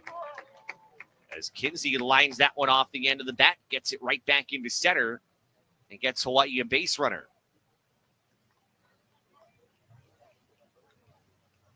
Now is Hawaii capable of building on that? Jordan Donahue, who struck out back in the 3rd. Hawaii has not stranded a base runner yet in this game, despite 2 hit batters and a man reaching on an error. He's slightly crouched in his stance. Looks at a fastball just below chin level. Ball 1. 4-0 UC Irvine. We're in the top of the 5th. And time is called. Something around Donahue's shoe. Might be some of his equipment around his outside right ankle. 1 ball, no strikes. Pitch, swing and a miss. A big cut by Donahue. He's come up empty. It's 1-1. I think one thing that's kind of apparent, Hawaii really misses Elijah Iquez. And they're still going to be without him with that hand injury for at least another 3 to 4 weeks. 1-1. That's taken strike 2. Left that up in the zone. 1 ball, 2 strikes. They really miss his defense. And his bat and his ability to be patient at the plate, they miss that as well. 1-2, swing and a bouncer right side. Second baseman picks it up. Will flip it over to the shortstop. Yeaman covering the base to retire Kinsey there at second. And the inning comes to an end. No runs on a hit. 1 base runner left. We will head to the bottom of the 5th. It is 4-0 UC Irvine leading Hawaii. This is Hawaii Baseball on ESPN Honolulu. Building a winning program requires vision, careful planning, and expert execution. Since 1994, Ushijima Architects has provided the highest quality professional planning and design services for various projects throughout our state. Our highly experienced team provides the full spectrum of services, from feasibility studies and master plans to complete architectural design work. Call us today at 808-946-9544. Ushijima Architects is a proud sponsor of University of Hawaii Baseball. How do you get 100% of your work done when you're 40% short-staffed? Across Hawaii, city and state departments grapple with thousands of vacant positions. And with fewer workers, that means longer lines at the DMV, delayed building permits, and slowdowns in essential services. The government could resolve this by offering more competitive wages and benefits. For you, we hope they do. A message brought to you by HGEA, because Hawaii works best when we do. Rainbow Warrior Baseball on ESPN Honolulu. 4-0 UC Irvine as we go to the bottom of the 5th. Hawaii Baseball brought to you by Waiakea Hawaiian Volcanic Beverages. As an official partner of UH Athletics, Waiakea's naturally alkaline water keeps Hawaii's athletes performing at their peak. Learn more at waiakea.com or find us at a Times or a Foodland near you. It will be Yeaman, McCombs, and Call to face Isaiah Magdaleno, who got the final 2 outs, even though he did issue a walk in the 4th inning. He's back out here for the 5th. Several members of his family sitting below me, occupying a couple of rows here to the first base side of home plate. As Yeaman, right-handed hitter, will swing at the first pitch and rip it through the right side of the diamond for a hit. So he's going to start a new hitting streak as he comes up with a hit there. He had a 21-game hitting streak that ended last night. Even though he did drive in a run, he was 0 for 3 with a sac fly RBI. Now the hitting streak to 1 for Yeaman. Leadoff man reaches. Here's Jacob McCombs, who has singled and is struck out. McCombs, left-handed hitter. Pitch to him is low and outside, 1-0. Hawaii is, through the first 7 games of this 8-game road trip, 3-4. 1-0, high and outside, 2-0. The 2 midweek wins, Santa Clara, the USC one was a big win on Tuesday. Friday night win against Cal Poly was the other. We'll check on what Cal Poly's doing here in a moment. 2-0, swing and a miss. Empty on an 89-mile-an-hour heater, 2 balls and a strike. In fact, UC Santa Barbara is leading Cal Poly 4-0, bottom of the 4th. 2-1, swing, and this one driven down the right field line, but in Quant's area, who goes about 5 feet to his left and makes the catch for the first out. Yeaman getting back to first base. So here's Chase Call, who hit a 3-run home run back in the 3rd inning off of Cooper Walls. Number 26. That got UC Irvine on the board. Was back in the 3rd inning. By the way, that UC Santa Barbara Cal Poly game, Cal Poly does not have a hit. As first pitch, fastball inside. 1-0 to Call. Oregon State ranked 6th in the nation, leading at CSUN. It's 5-4, top of the 4th inning.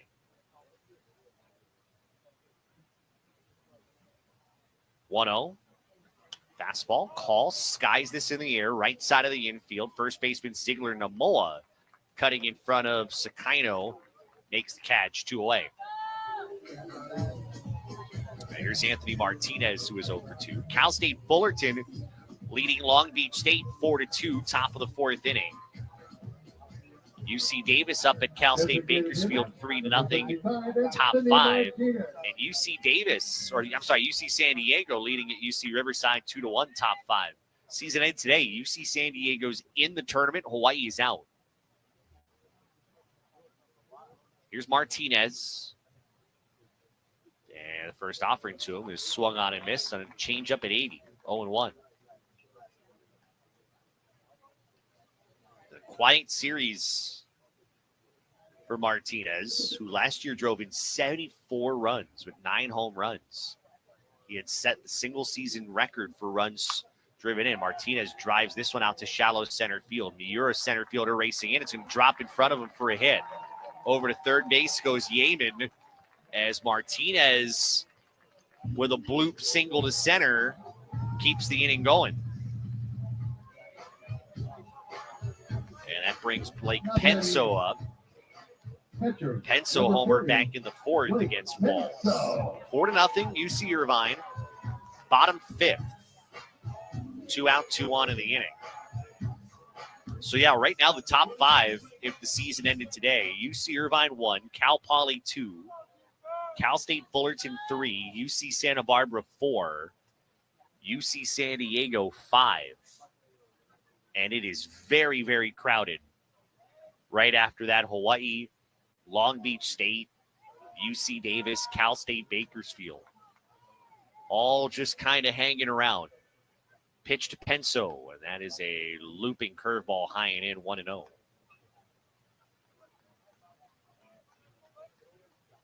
The margin for error gets thinner and thinner and thinner. 1-0, outside. 2 balls, no strikes.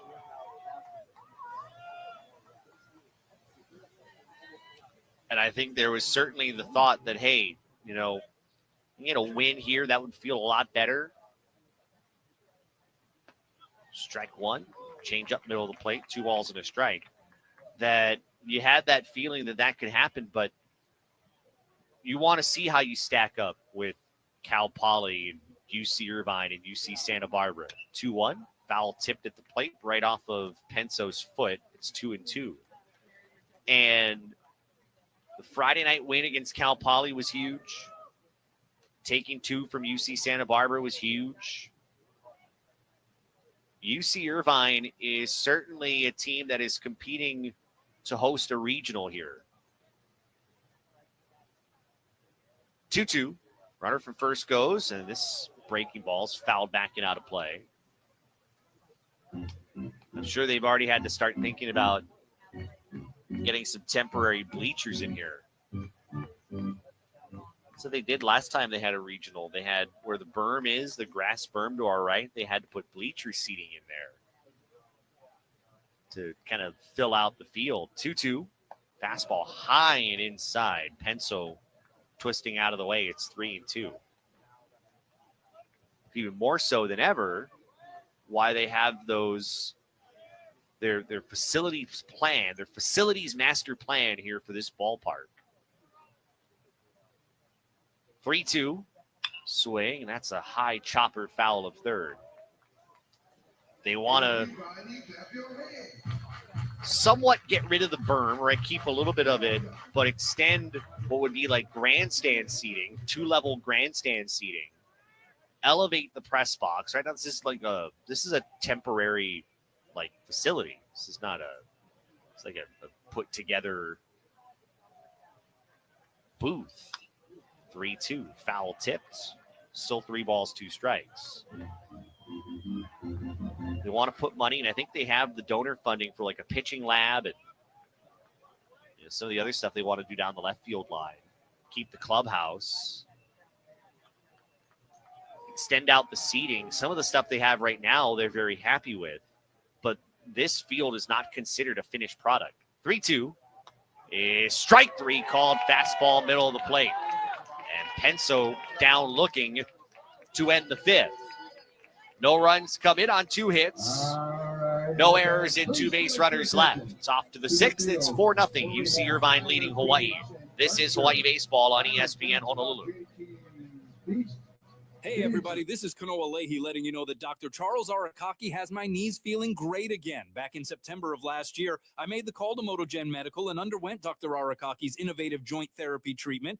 And fast forward, whether it's jogging, biking, golfing, or even the occasional running up and down a basketball court, the swelling and pain related to multiple knee surgeries in my younger days have decreased significantly. Mahalo, Dr. Arakaki. His treatment has paid dividends for me, and it could do the same for you. Give MotoGen Medical a call for a free evaluation. Dr. Arakaki and MotoGen Medical are successfully treating people with arthritis, bone-on-bone, and achy joints. We use the latest regenerative medicine, including the healing properties of your blood and own stem cells to help your joints move without pain. This month, Dr. Arakaki is offering to treat a second joint for free. That is like half off this advanced medical treatment.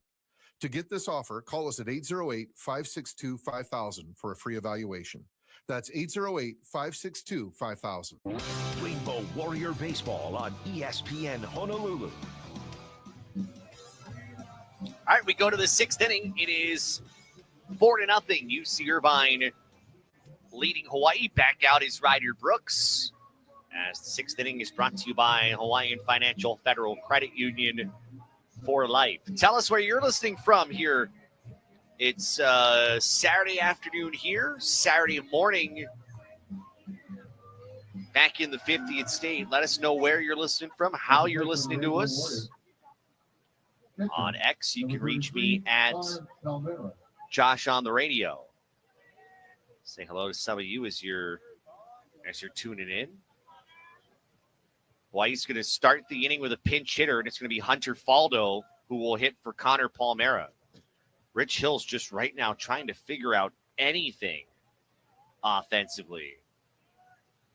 And Faldo is going to be the guy to hit here. This in-game adjustment brought to you by Lex Brody's Tire Company, where your University of Hawaii apparel. When you visit any Oahu Lex Brody's location, and get an additional 5% off your purchase. Faldo hitting 208. And he looks at a strike on the outer half of the plate. 4 RBI for Faldo on the year. Top of the order after that. 0-1. Swing and a miss. Look like a slider. Nowhere close to the zone. Down and away. No balls, 2 strikes.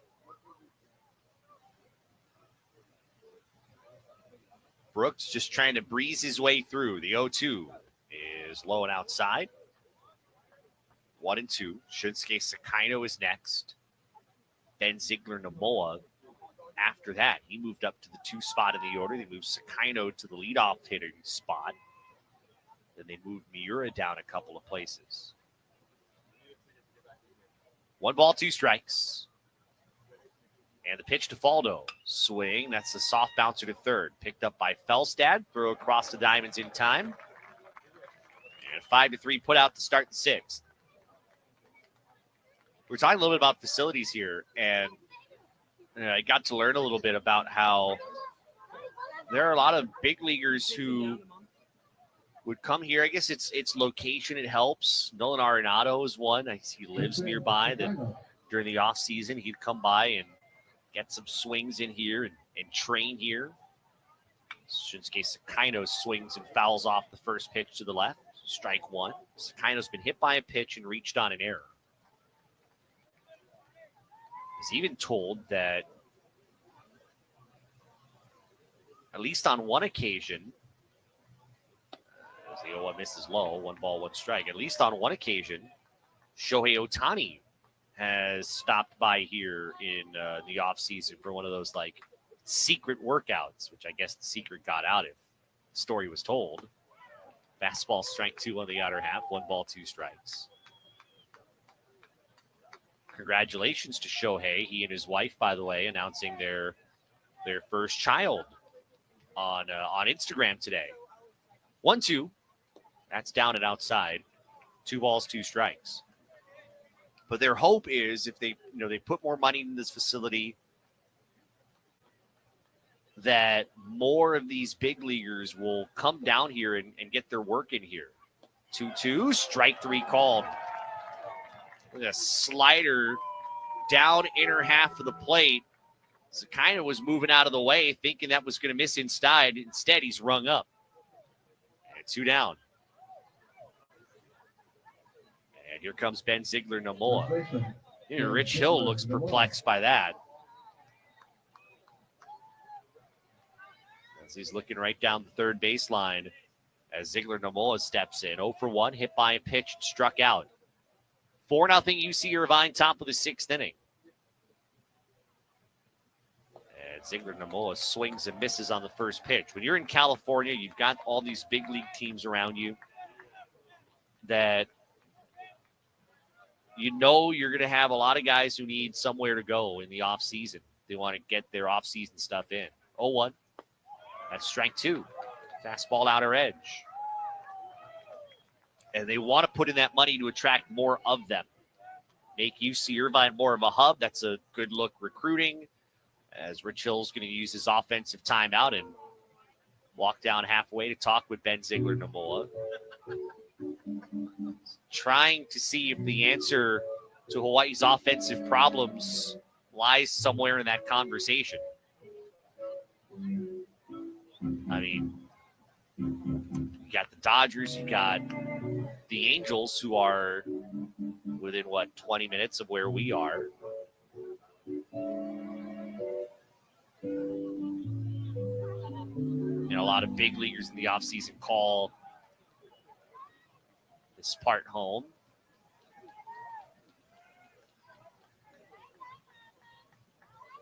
And for a program that really does compete, and this one does, absolutely. 0-2. Swing and a miss. Struck him out. Easy does it for Ryder Brooks. 1-2-3 here in the 6th inning. Yeah, for a program that competes at a national level that UC Irvine does, they want the facilities to match, and that's totally understandable. 1-2-3, 6th. We'll head to the bottom half. It's 4-0. UC Irvine up on Hawaii. This is Hawaii Baseball on ESPN Honolulu. The NFL Draft. I feel like I'm the best player in the country, and the best player should be selected number 1. Live from historic Lambeau Field. With the first pick. From the first pick to Mr. Irrelevant. On ESPN Honolulu, 92.7 FM at 1420 AM. Tune in before every University of Hawaii baseball game for the Rich Hill Show. We'll talk to the 4th-year head coach about the previous and upcoming game, pitching matchups, and highlight some key players. The Rich Hill Show, presented by the Hawaii Wall and Ceiling Industry Association. Sports Stand Sporting Goods is Hawaii's best baseball and softball store. At Sports Stand, you'll experience the largest selection of baseball and softball gloves and bats in Hawaii. You know the rules. Quality sporting goods, always at a price you can afford. Stop by Sports Stand Sporting Goods in beautiful downtown Waipio, 94-547 Uke'e Street, Suite 303. or give them a call at 808-676-STAN. That's 808-676-7826. Remember, at Sports Stand, it's not just sporting goods, it's a way of life. Rainbow Warrior Baseball on ESPN Honolulu. Bottom six here from Irvine, 4-0. UC Irvine leading Hawaii. Isaiah Magdaleno is back out. He has held this together as best as possible. Cooper Walls gave up 4 runs on 6 hits in 3 1/3 innings. A very, it's a line that kind of lies to you. It's not the most accurate. Walls look good. 3 strikeouts, no walks. Gave up 2 home runs, and that decided everything. But Magdaleno, since that point, a couple of hits allowed plus a walk.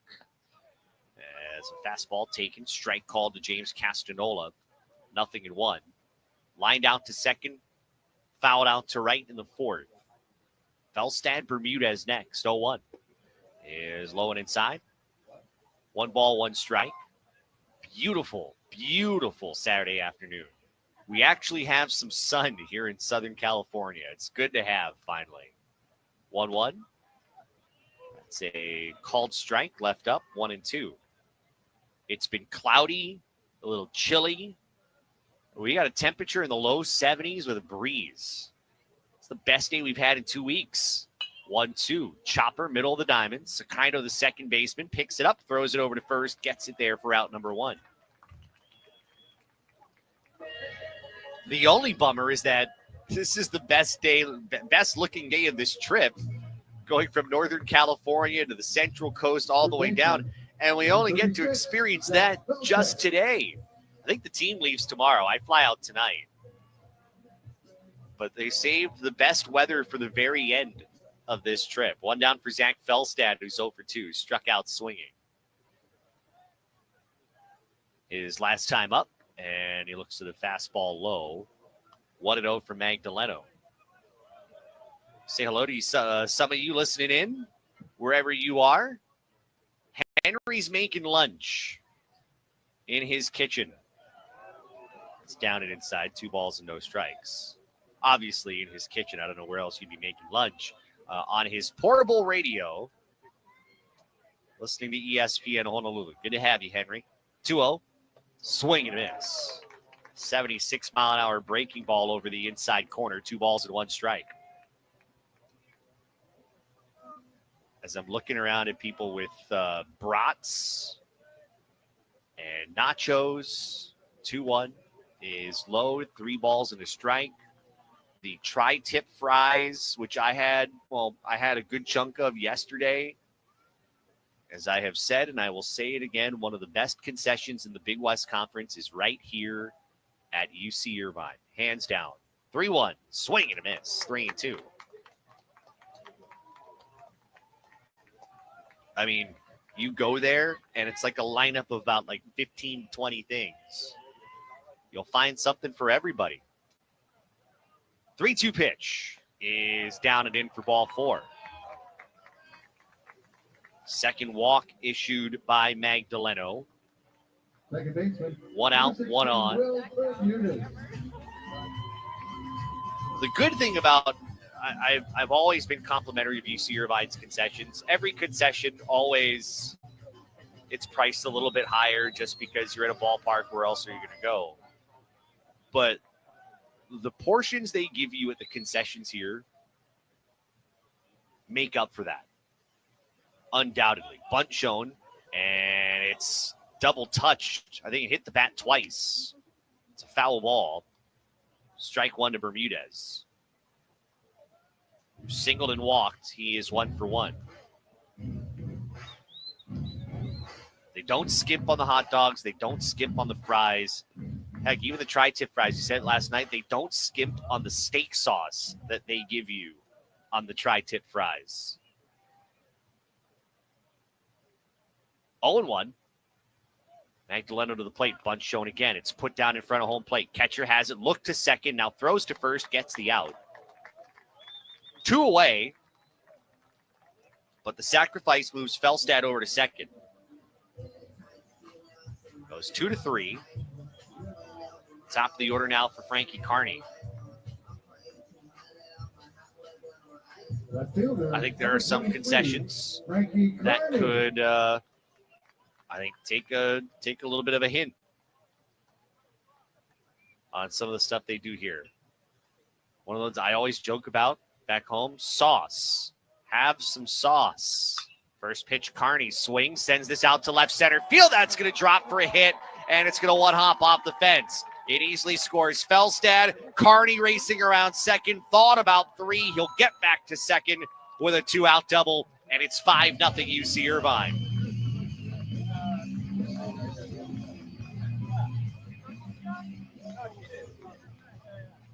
This is that breeze that's going out to left center field. At the plate, shortstop.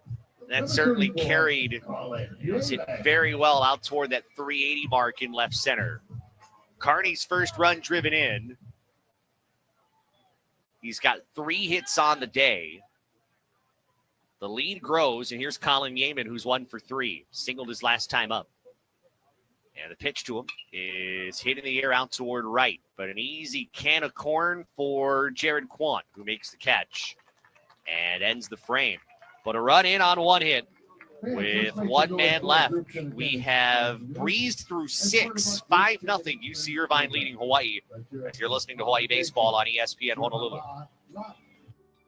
Dreaming of owning a home? At Hawaii USA Federal Credit Union, we're here to make it happen with competitive rates and a local team who understand the Hawaii housing market. Whether you're looking to buy your first home or upgrading, our friendly, experienced team is here to guide you every step of the way. For details or today's rates, call our mortgage hotline at 808-844-8048 or visit hawaiiusafcu.com/mortgages. Hawaii USA, life matters. An equal housing lender. Ready for UH football, man? Yep, check this out.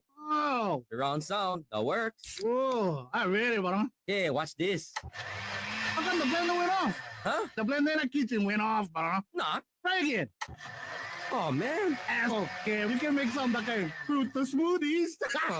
When you want your home or business wired right, call a unionized electrical contractor. 847-5341. IBEW, local 1186, lighting your path to the future. Rainbow Warrior Baseball on ESPN Honolulu. Brought to you by Ushijima Architects. On to the 7th here from UC Irvine. The Anteaters ranked 13th in the nation, flexing their muscle on the hill. A 5-0 UC Irvine lead of Hawaii. As Hawaii Baseball is brought to you by MotoGen Medical. They have treatments used to elevate pain and help heal joints naturally. Go to modogen.com and sign up for a free evaluation. It'll be Miura, Takemoto, and Nahaku. It feels like Hawaii is trying to solve a Rubik's Cube right now and is having a really, really difficult time. As Ryder Brooks has just, he hasn't overpowered anybody. He's just been around the plate. He's had a couple of mistakes here and there, but nothing has led to a run. He's allowed just 1 hit. Europe is grounded into a double play and grounded into a fielder's choice. He's 0 for 2. Pitch to him. He takes strike 1. Kind of flinched there in the right-handed box.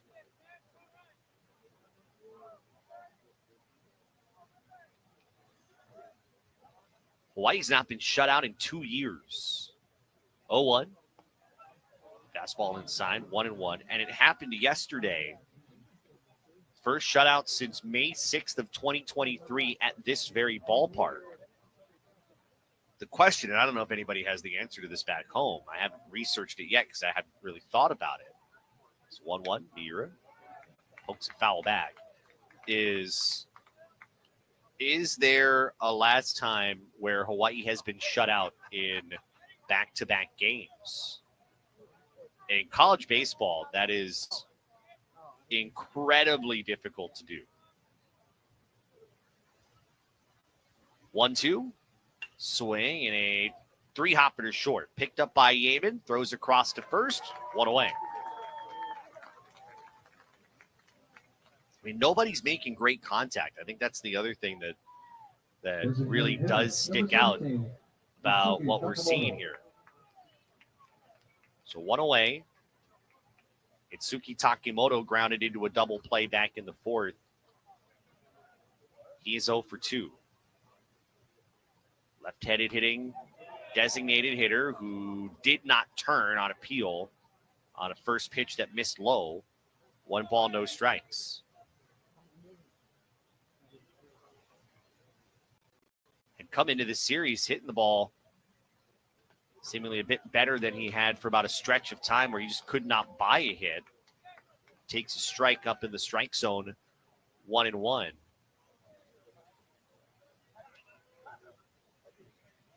Next one, Takimoto guides this out towards center field and shallow, racing in. McCombs, that will drop in front of the center fielder for a 1-out hit.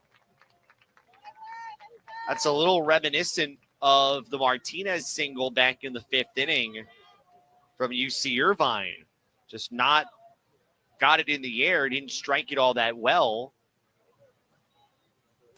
but dropped in the right spot for a hit. So here's Kamana Nahaku.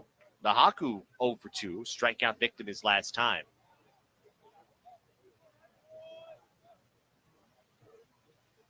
Takimoto leading off of first with 1 out here in the 7th. Pitch to Nahaku. He flinches, takes a strike. Right on the outer half. Hawaii with just 2 hits. The other one was Kedron Kinsey back in the 5th inning.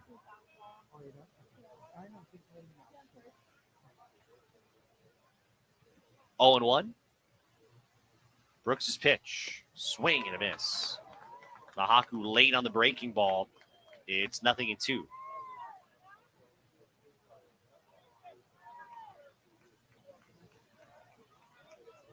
One out here in the frame.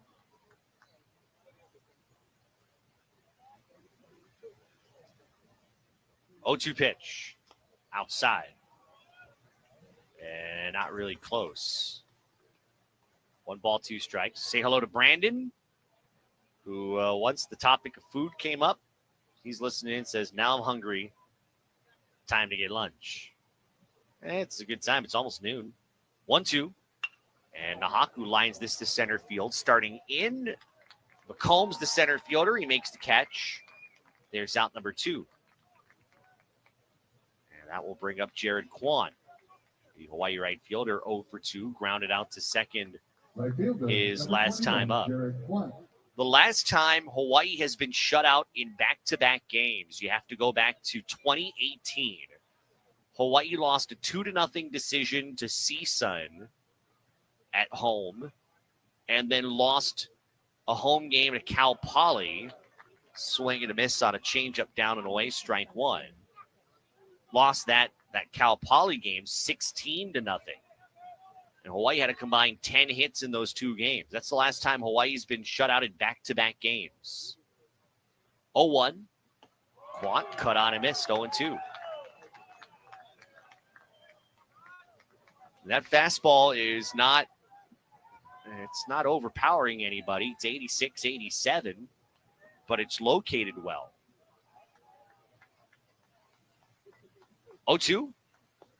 Quant went around, chased one down and away. He strikes out, and the inning comes to an end.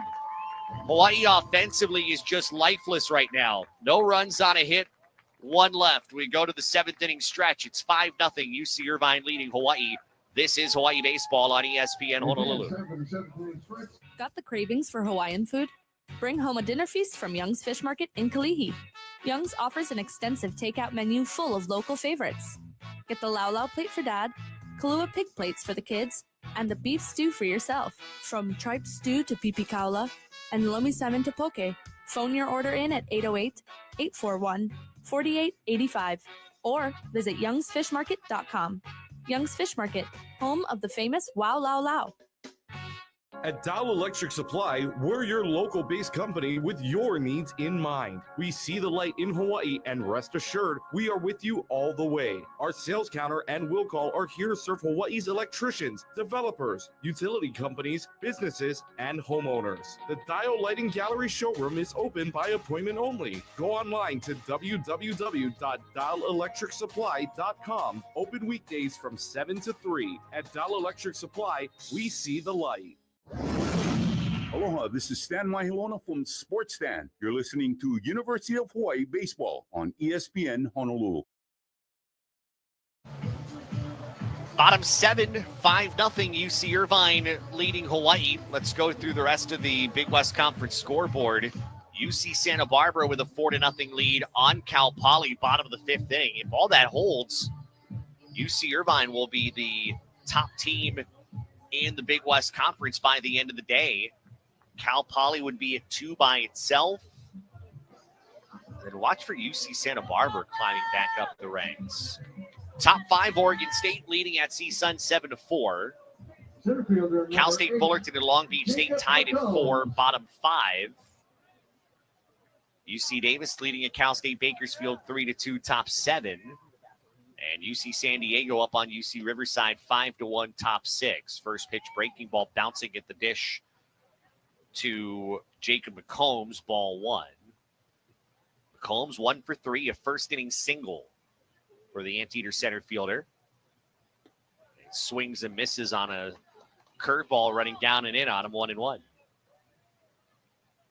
Here, 5 runs, 9 hits, 1 error for UC Irvine, 0-2-0 for Hawaii.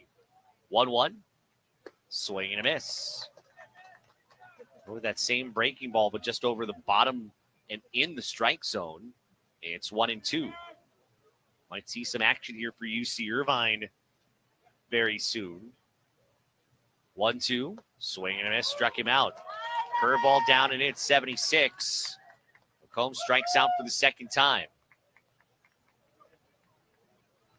By the way, the 7 innings that Brooks has thrown so far, that is a career high. That bests the career high he set on Sunday against UC Davis in his 6th consecutive start.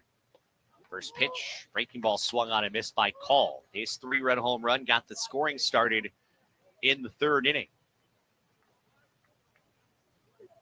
He's 1 for 3. Magdaleno's been in the game since the 4th inning. 0-1. Is down and inside. 1 ball, 1 strike.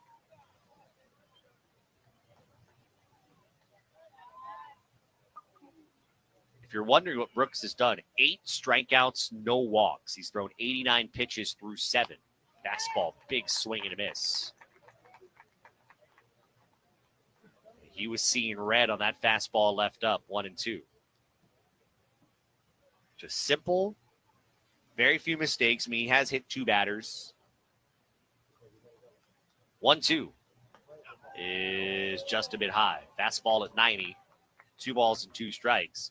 But the point for him is that you don't need to overpower a team to be effective.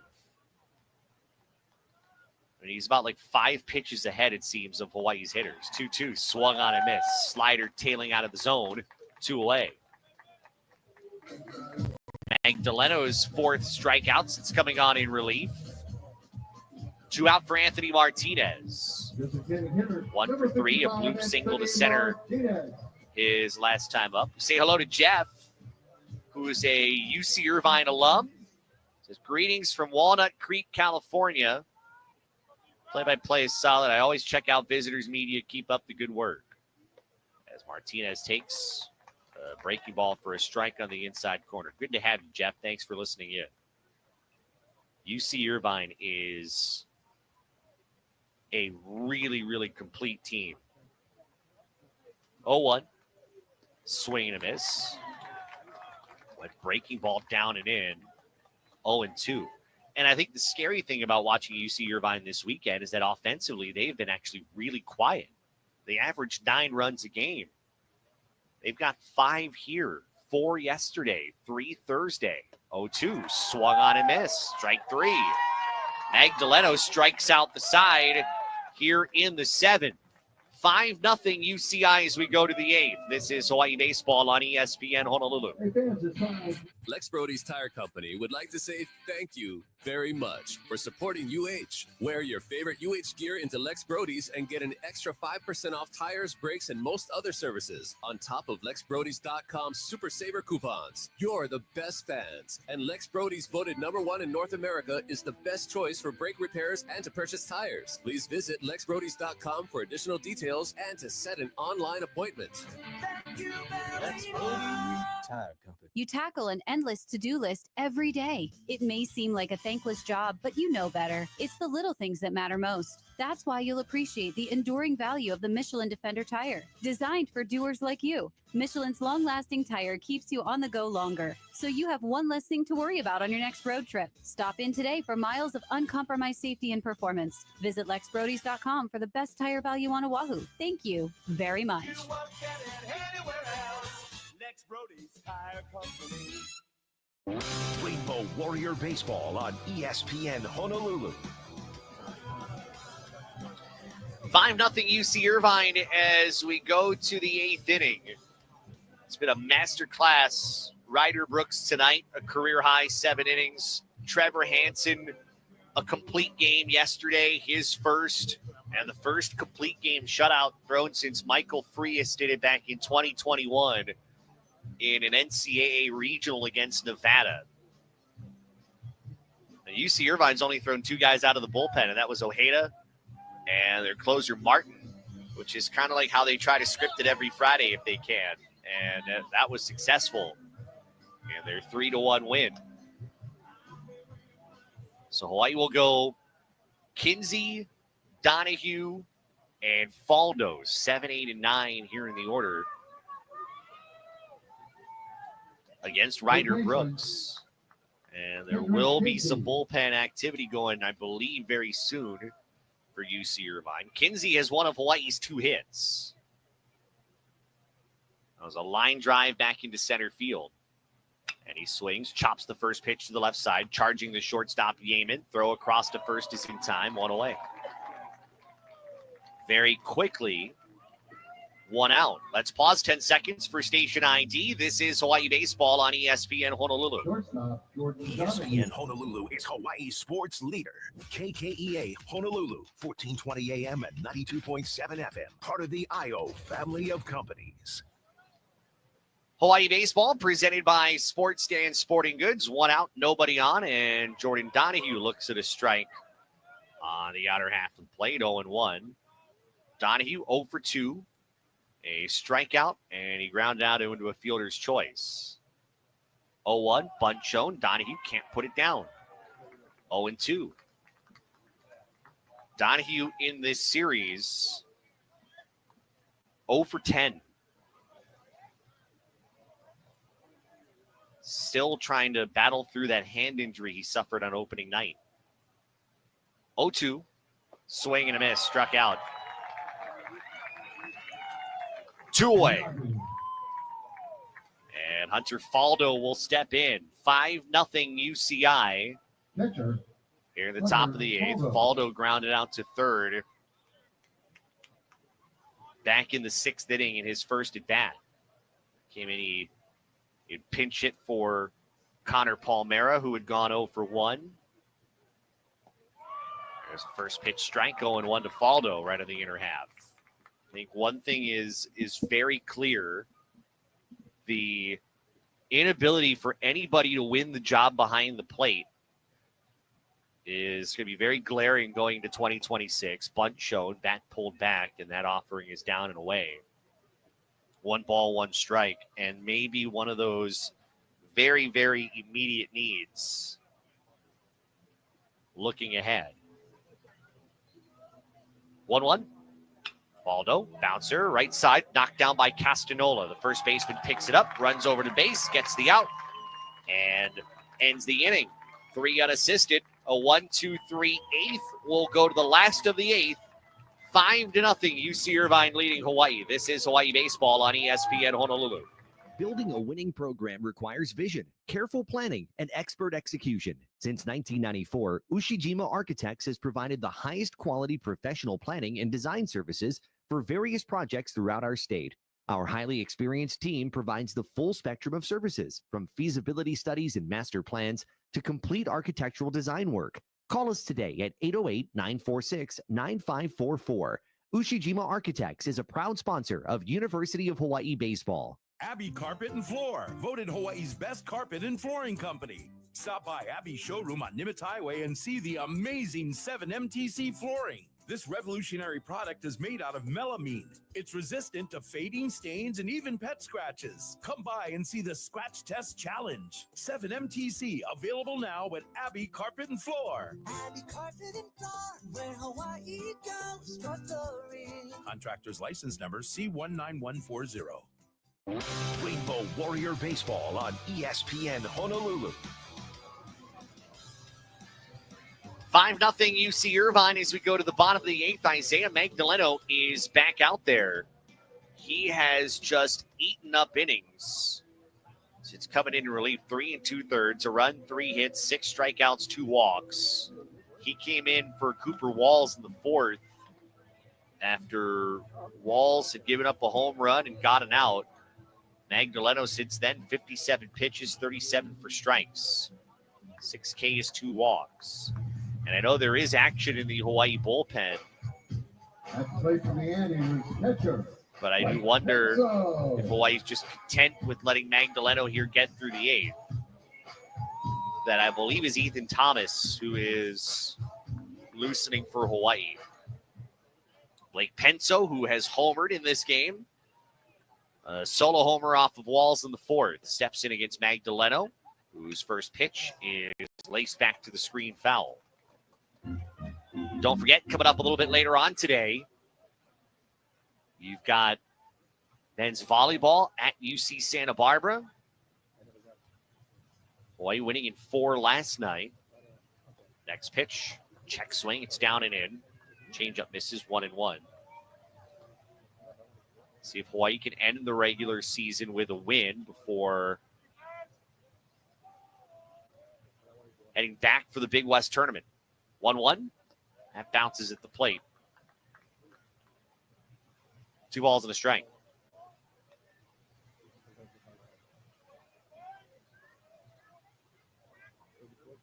Castanola is up next.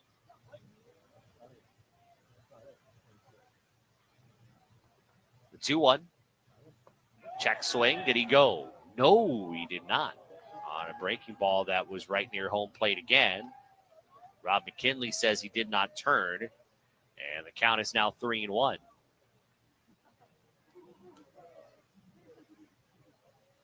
Magdaleno's pitch. Fastball driven in the air out towards center. Miura, the center fielder, at the track. Miura looking near the wall, looking up. He makes the catch. 1 down here in the 8th. But Penso gave that one a good ride with the wind blowing everything out. James Castanola. So 1 down, Castanola coming up here. You've got Hawaii softball coming up a little bit later on today. Doubleheader against UC Santa Barbara, starting up at 2 o'clock. Second game is at 4. As Castanola swings and misses at a changeup in the dirt. Strike 1. Key doubleheader given the standings. You can watch those games on Spectrum Sports. 0-1, low and inside, 1 ball, 1 strike. And the thing to note is yesterday's game, what will be made of that third game? We still don't have an answer to that. 1-1, swing and a miss. Off speed, strike 2 on the outer half. 1 ball, 2 strikes. Because Hawaii's already playing a makeup game next Wednesday at CSUN before going to Cal Poly. So you might have to play 1 more because these standings matter for conference play. 1-2, bounces in the dirt. 2 balls, 2 strikes. So I'm curious when that might be considered. Because I don't know that UC Riverside's going to hang around, and I don't know that anybody would play a game on Easter Sunday. 2-2 is skied in the air. We'll say just outside of the infield left side. Shortstop Donahue moves back, makes the catch. 2 down. And Zach Felstad will come up. Velstad walked and scored back in the 6th. He is 0 for 2. And then over on CBS 1500, got the NBA playoffs. Minnesota and the Lakers, game 1, coverage at 2 p.m. Then again on CBS 1500. Velstad, left-handed hitter, and he takes a fastball for a strike, 0-1.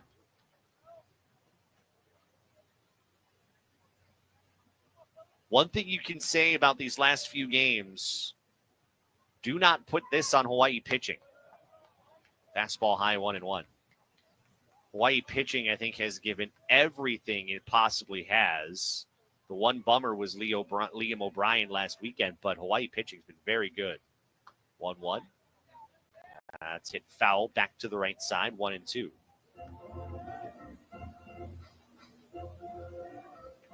Hitting just hasn't been there.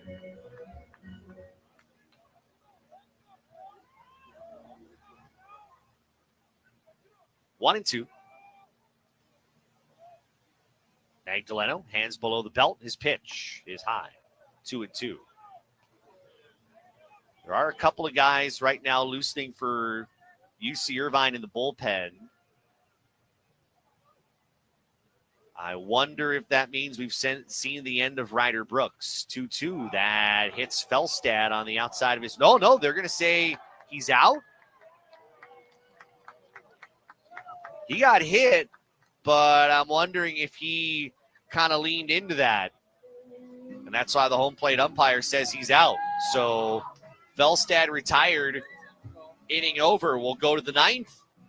Hawaii needs offense of any kind, down 5-0. This is Hawaii Baseball on ESPN Honolulu.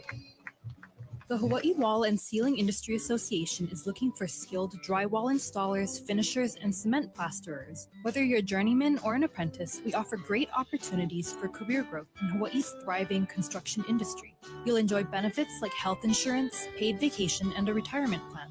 If you're dependable and excited about being part of a great industry, call Lisa at 808-271-4195 or go to hwcia.com. That's hwcia.com and apply. Sports Stand Sporting Goods is Hawaii's best baseball and softball store. At Sports Stand, you'll experience the largest selection of baseball and softball gloves and bats in Hawaii. You know the rules. Quality sporting goods always at a price you can afford. Stop by Sports Stand Sporting Goods in beautiful downtown Waipio, 94547 Ukea Street, Suite 303. Or give them a call at 808-676-STAN. That's 808-676-7826. Remember, at Sports Stand, it's not just sporting goods, it's a way of life. Rainbow Warrior Baseball on ESPN Honolulu. We go to the 9th inning. UC Irvine trying to complete the sweep of Hawaii. They've already clinched the series. Their 9th weekend series win in 10 weeks. We're looking to sweep things on Hawaii, who's coming in really needing to see if they could at least steal a game here this weekend. Ryder Brooks is back out looking for a complete game shutout. Brooks' longest outing previous to this was 6 innings, and that was last week. UC Irvine got a complete game shutout last night from Trevor Hansen for the first time since 2021. Imagine if we get that back-to-back nights from your starting pitching. Shinsuke Sakaino, 0 for 2, hit by a pitch, reached on an error. And he looks so down and away. I think his catcher got crossed up. That might have hit him in an uncomfortable place. He's on all fours outside of the right-handed batter's box. The trainer's going to come out and take a look at him. Because I don't think that hit the glove. I think he's going to be fine. That's Penso, who hit the home run today.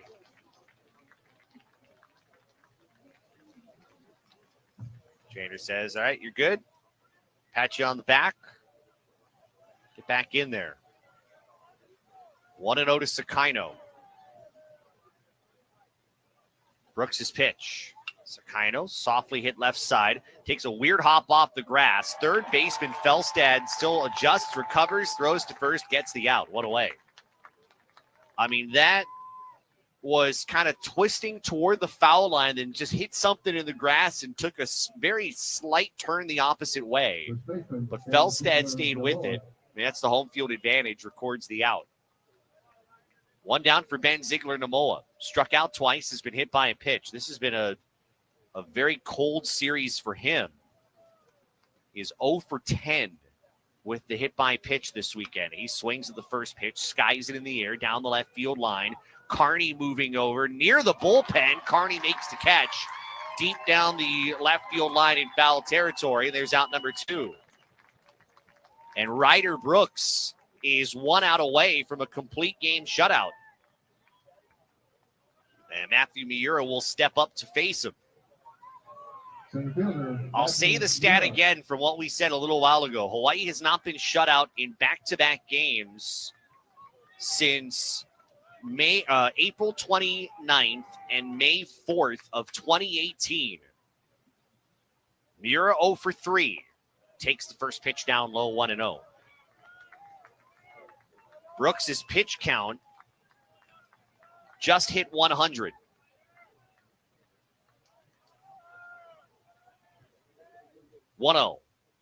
That's way outside and low. And it gets away from Penso, the catcher. 2 balls, no strikes.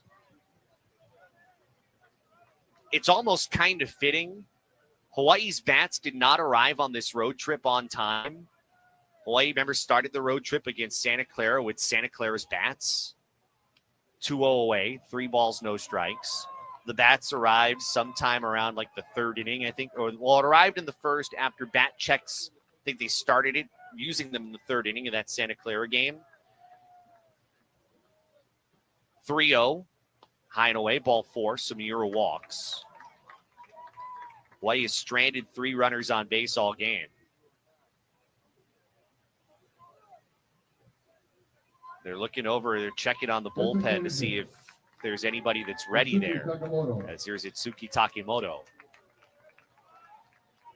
But it's almost to a degree, the bats were late arriving, and it seems like the bats are early leaving as Takimoto swings and misses on a pitch middle of the plate, strike 1.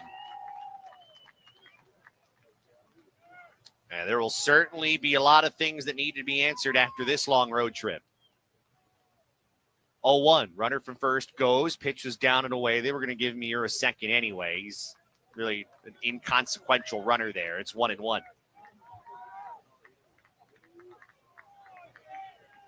This cool breeze starting to find its way back in. 1-1. Strike 2. Fastball on the outside corner. And now the crowd will rise as Brooks trying to earn his first complete game win.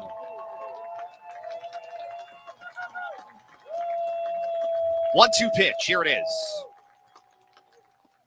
Strike 3 called on the inside corner. Back-to-back complete game shutouts for UC Irvine. Brooks allowing just 2 hits, and Hawaii is swept quietly here in Orange County following 5-0 today to the 13th ranked Anteaters. What an effort from Brooks, following up on the 3-hit effort from Hansen. Hawaii's bats were nowhere to be found today, amassing just 2 hits, 1 walk, 2 batters hit. 1 man reached on an error, but there was not much to speak of offensively for Hawaii this weekend. And it puts Hawaii's positioning in Big West play very much now in the spotlight going into late April and going into early May, because Hawaii right now is sitting on the outside looking in, and that is not a comfortable place to be with 9 games left to play in the Big West. Final, UC Irvine 5, Hawaii nothing. We'll come back with more in a moment. This is Hawaii Baseball on ESPN Honolulu. A beautiful worship experience is coming to Calvary Chapel. Rise for Lahaina, May 30th at Calvary Chapel, Pearl City from 7 to 10 p.m. Doors open at 6:30. Donations will be accepted to rebuild the International Christian Fellowship Church of God, a 100-year-old church lost in the Maui wildfires. Donations are tax deductible. Be a part of this special worship night. Rise for Lahaina, May 30th at Calvary Chapel, Pearl City. Follow Rise for Lahaina on Facebook for details. Aloha from Waiakea.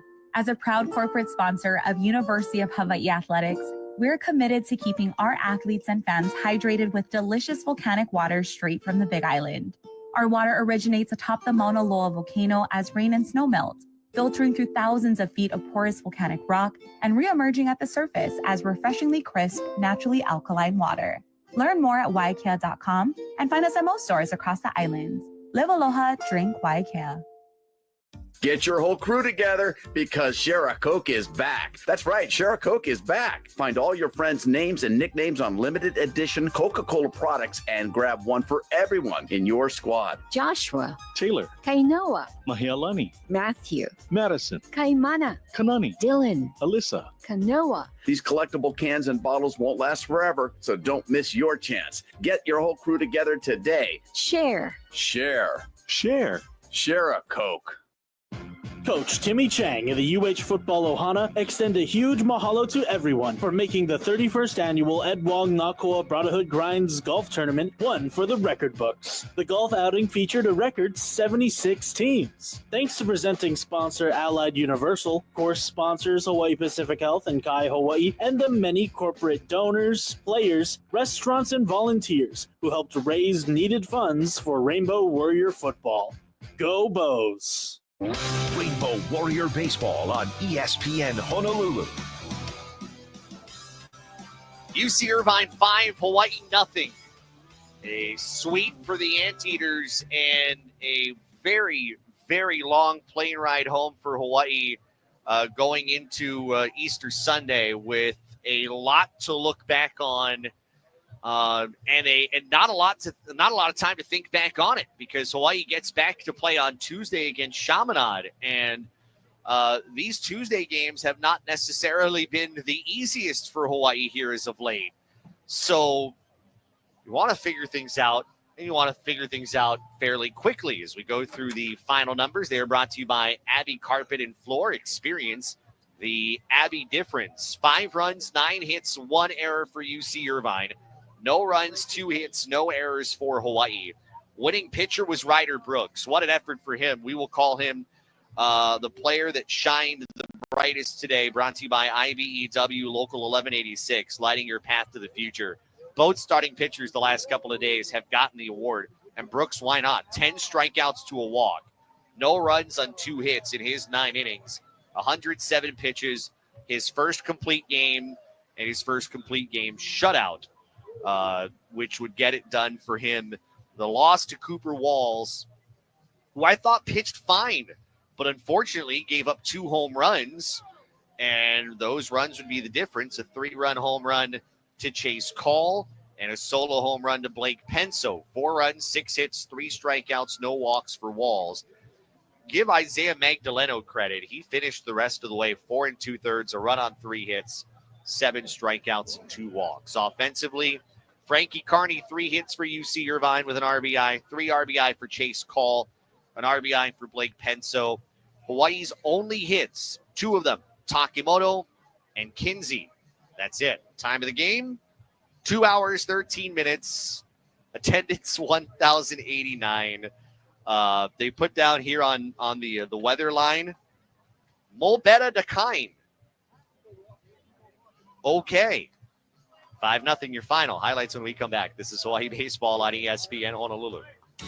Would you like to work in the sports industry here in Hawaii? ESPN Honolulu has rare entry-level full or part-time openings for board operators. You'll work behind the scenes with our local broadcasters on their radio programs and University of Hawaii and high school sports. New to radio? That's okay. We'll train you. Send your resume with a cover letter to info@espnhonolulu.com. That's info@espnhonolulu.com. We're part of the IO family of companies, an equal opportunity employer.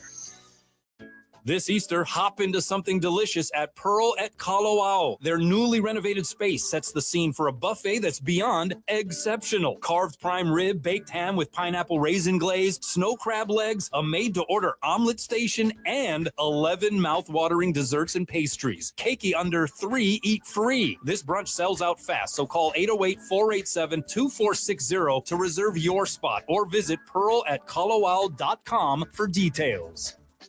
By texting 64,000, you agree to receive recurring automated marketing messages from IQ Bar. Message and data rates may apply. No purchase required. Terms apply. Available at eatiqbar.com/policy/terms of service. Most protein bars are packed with sugar, carbs, and unpronounceable ingredients. There's a much better option. I'm Will, and I crafted IQ Bar plant protein bars with clean, functional, delicious ingredients to empower doers like you with superior brain and body fuel. Now you can get 20% off all IQ Bar products plus free shipping when you text EAT to 64,000. That's EAT to 64,000. Rainbow Warrior Baseball on ESPN Honolulu. 5-0 win for UC Irvine over Hawaii today. There weren't a lot of highlights, but when there were, they were really all about UC Irvine. Cooper Walls was the starter for Hawaii, and I thought Walls looked pretty good. Got through a couple singles in the first, retired UC Irvine in order in the second. Did give up a couple of hits in the third, but I think what today was indicative of was there is very little room for error for Hawaii today. And after he gave up those two singles, he got the next couple of guys out. 2 on, 2 out, Chase Call at the plate against Walls. Walls, pitch. Breaking ball hung high in the air out to left field. Nahaku's going to look and watch it go. That slider was tattooed over the left field fence. And Call puts UC Irvine ahead 3-0, bottom of the third inning. His 8th home run of the season. Walls finished up the inning, came back in the 4th, but his first pitch of the 4th, well, same result from Blake Penso. Faced Cooper Walls, who had just one tough pitch that was blasted out to left from Chase Call. Penso drives this to center field. Miura back at the track, at the wall, goodbye. First pitch swinging by Penso, and he rips one over the center field fence for a home run. It's 4-0 UC Irvine here in the 4th inning. And it would stay that way. They got a run in the 6th inning on Frankie Carney's RBI double. So it's 5-0. Ryder Brooks was just cruising the remainder of the way. Brooks would strand just 3 base runners. He gave up just a couple of hits. He did walk Matthew Miura with 2 out in the 9th inning, but wanted to close things out, get himself his own complete game shutout, and he'd have to do it against Itsuki Takemoto. 1-2 pitch. Here it is. Strike 3 called on the inside corner. Back-to-back complete game shutouts for UC Irvine. Brooks allowing just 2 hits, and Hawaii is swept quietly here in Orange County following 5-0 today to the 13th ranked Anteaters. I mean, falling quietly almost doesn't do it justice. I mean, it was nothing but a whisper of what we saw Hawaii at the plate in the last couple of days. This one, unfortunate in Hawaii's case that they just could not get anything going. Brooks and yesterday Hansen were incredible, combining to allow just 5 hits to Hawaii in 18 innings of work. We'll come back. We will close today out, and we'll look ahead to what's coming up next week and what is so important for Hawaii next week in conference play. That when we come back. UC Irvine 5, Hawaii nothing. This is Hawaii Baseball on ESPN Honolulu. Swing for the fences at newly renovated Diamond Sports Bar, located on Keimoku Street at the corner of Yonge Street. It's your home run hangout for happy hour, open till 8 p.m. Grab ice-cold $4 draft beers, craft cocktails, and $8 poo-poos, like Kalua Pig nachos and chicken wings, to name a few. Enjoy big screen TVs, showing every pitch, hit, dunk, and highlight. The 7-foot by 14-foot TV is lifelike.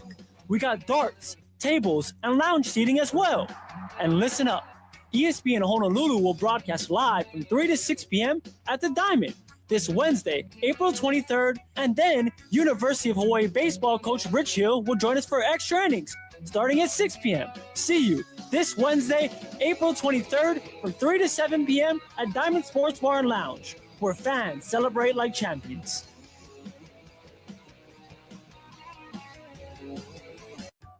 Hardware Hawaii. Customer first in Kailua. Hi, this is Eddie. I'm the lead lumber for Hardware Hawaii, Kailua. I like helping customers find what they need. It's not like another stranger just shopping here. My customers are like my friends, and then I just help them out, and I feel good, and it just makes my day. We're out here in the lumberyard ready to serve you. Hardware Hawaii. Customer first in Kailua. Rainbow Warrior Baseball on ESPN Honolulu. Back here in Irvine, your final 5-0 UC Irvine over Hawaii. I think it's fair to say that these road trips, when you're gone for 2 weeks and you're away from home, they are difficult. And most teams don't have to go through that. Hawaii has one of these a year. And this one, I mean, it had its highlights. The USC win was a major highlight. But I think this certainly, I think the hard thing after that USC game is that Hawaii just really, pitching-wise, Hawaii bounced back off of that. But offensively, Hawaii didn't. And I try to think back to, if I can remember correctly, the 2-week road trip that Hawaii went on last week, or last year, I beg your pardon. It was UC Davis to Santa Clara to UC Santa Barbara. And that was a 7-gamer in which, I think it was a disappointing loss in that first game against UC Davis. When they lost 9-5, but they had a couple of extra inning wins. They beat Santa Clara in that midweek game. UC Santa Barbara was going to be the tough one, and there was a lot of rain in the forecast that weekend. But Hawaii got shut out. Or not shut out, but Hawaii got swept in that 3-game series by UC Santa Barbara there in Goleta. And, it did, to a degree, it did kind of set Hawaii up after that to kind of start to get into a groove. They battled back from that well to create this mad dash to the finish where Hawaii was trying to make itself a contender late in the year. I mean, if you want to play that game, then I think you would try to say, well, maybe this is the wake-up call that makes that happen again this time around. The answer to that, we'll see. We won't know that until next week. But very simply, Hawaii has that Chaminade game on Tuesday, which, Hawaii in those Tuesday games have, it's been really competitive. And then Friday, Saturday, Sunday against Cal State Bakersfield, who, if you look at what they've done, Cal State Bakersfield 7-10 in the Big West Conference. They're right now sitting in 9th, but the difference between 9th and 5th is not that big. Cal State Bakersfield, and we use this time to go through the scoreboard.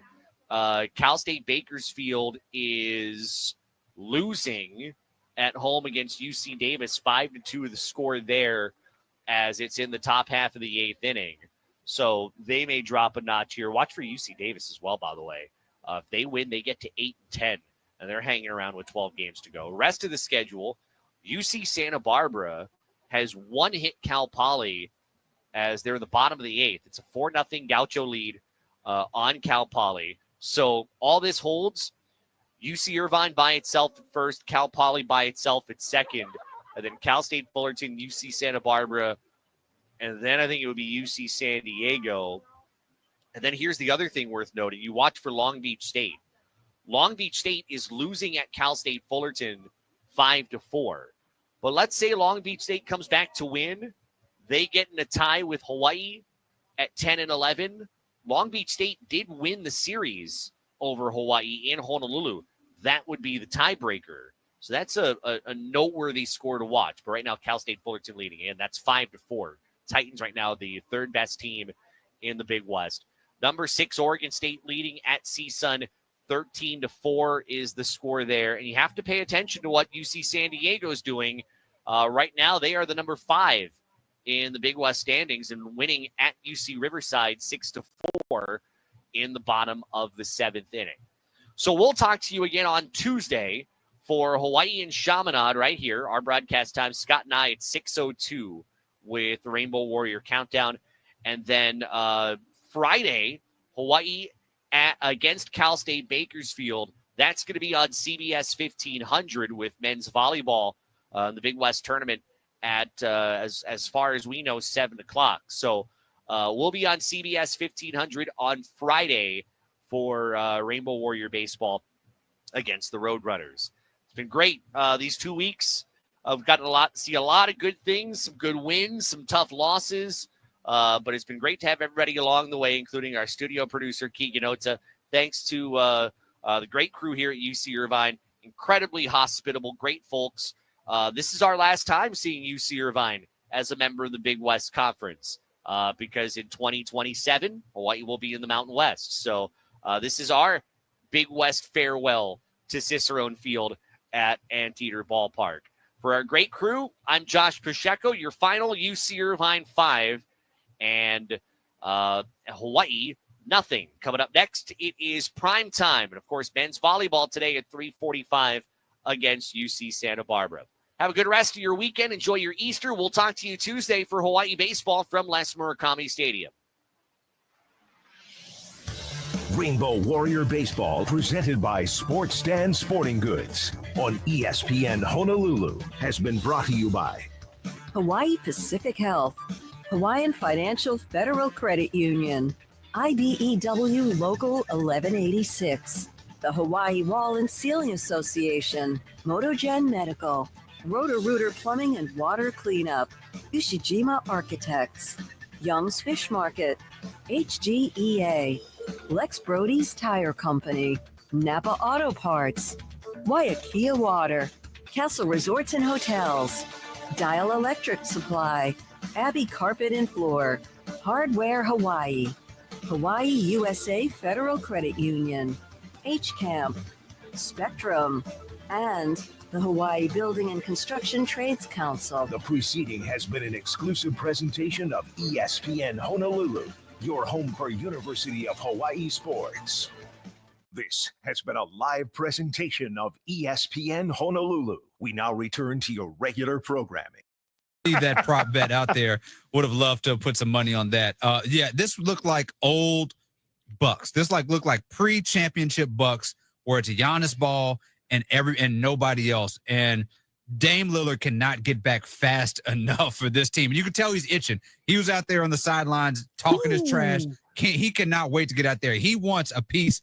He wants a chunk out of that Pacers team. We know what happened with them last season. We know the trash talk of the Dame time and all that stuff from what was going on there. But this looked like a Bucks team that was too one-dimensional to go anywhere in the playoffs. By the way, it is a final now in Denver, 112-110. Nuggets win, overcoming a 15-point deficit in order to pick up the 1-0 series lead over the Clippers. And if that's just a taste, hopefully we get more of that throughout that 7-game series. Yeah, this was a close man. This changed the tenor of the series for me already. I felt like the Clippers had a wide advantage over this Nuggets team going into it. I didn't question the fact of who was going to win this thing. The Clippers, I feel like they kind of gave this game away. The turnovers were bad. Kawhi and James Harden looked like two totally different dudes from who they looked like at the end of that Warriors game. They were not executing in the way that they should. But this story of this game to me is Russell Westbrook, the Russell Westbrook experience. A guy that when Coach Malone got fired, I was questioning of if he's going to play at all come playoff time. They left him open. They dared him to make plays. He made the three. And when he missed threes, he was getting his own rebound. He had the pivotal turnover at the end. This is the Russell Westbrook experience. This dude just found a way to win, and he's doing it in a way that is so great to see because he has been such a maligned dude, such criticized guy for the playoffs, for the regular season, and he showed up in a huge, huge way today.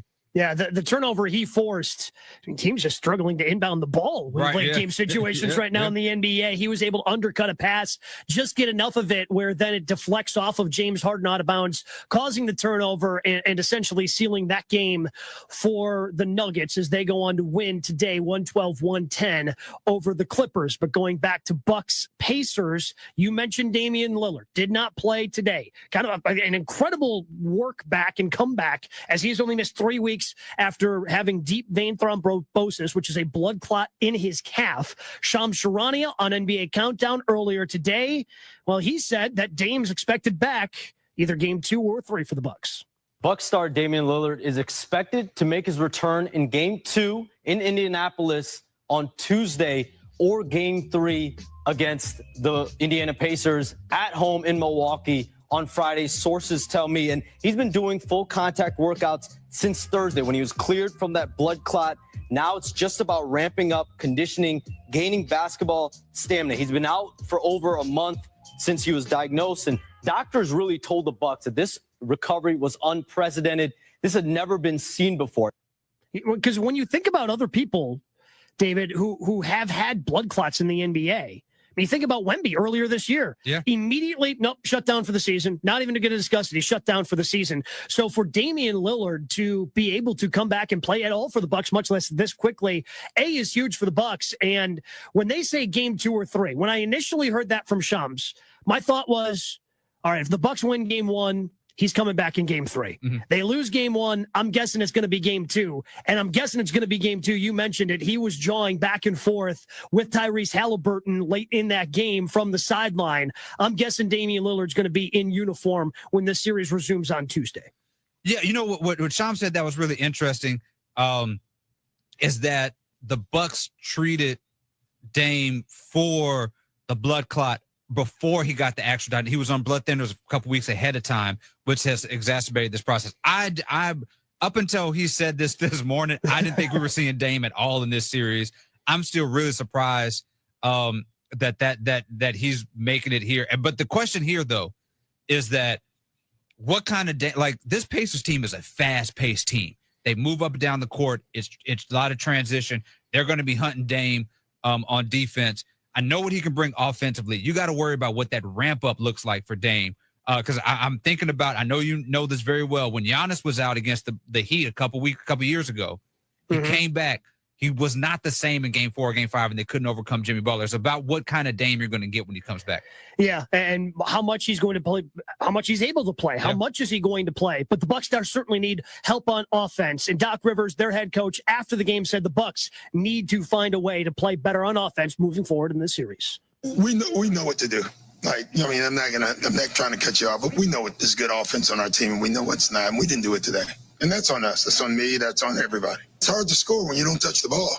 I mean, no offense. I felt Kyle got 2 shots in the first half, both with 2 seconds on the shot clock. So, Kuzma can play, but we got to involve him, and we got to make sure we keep him involved.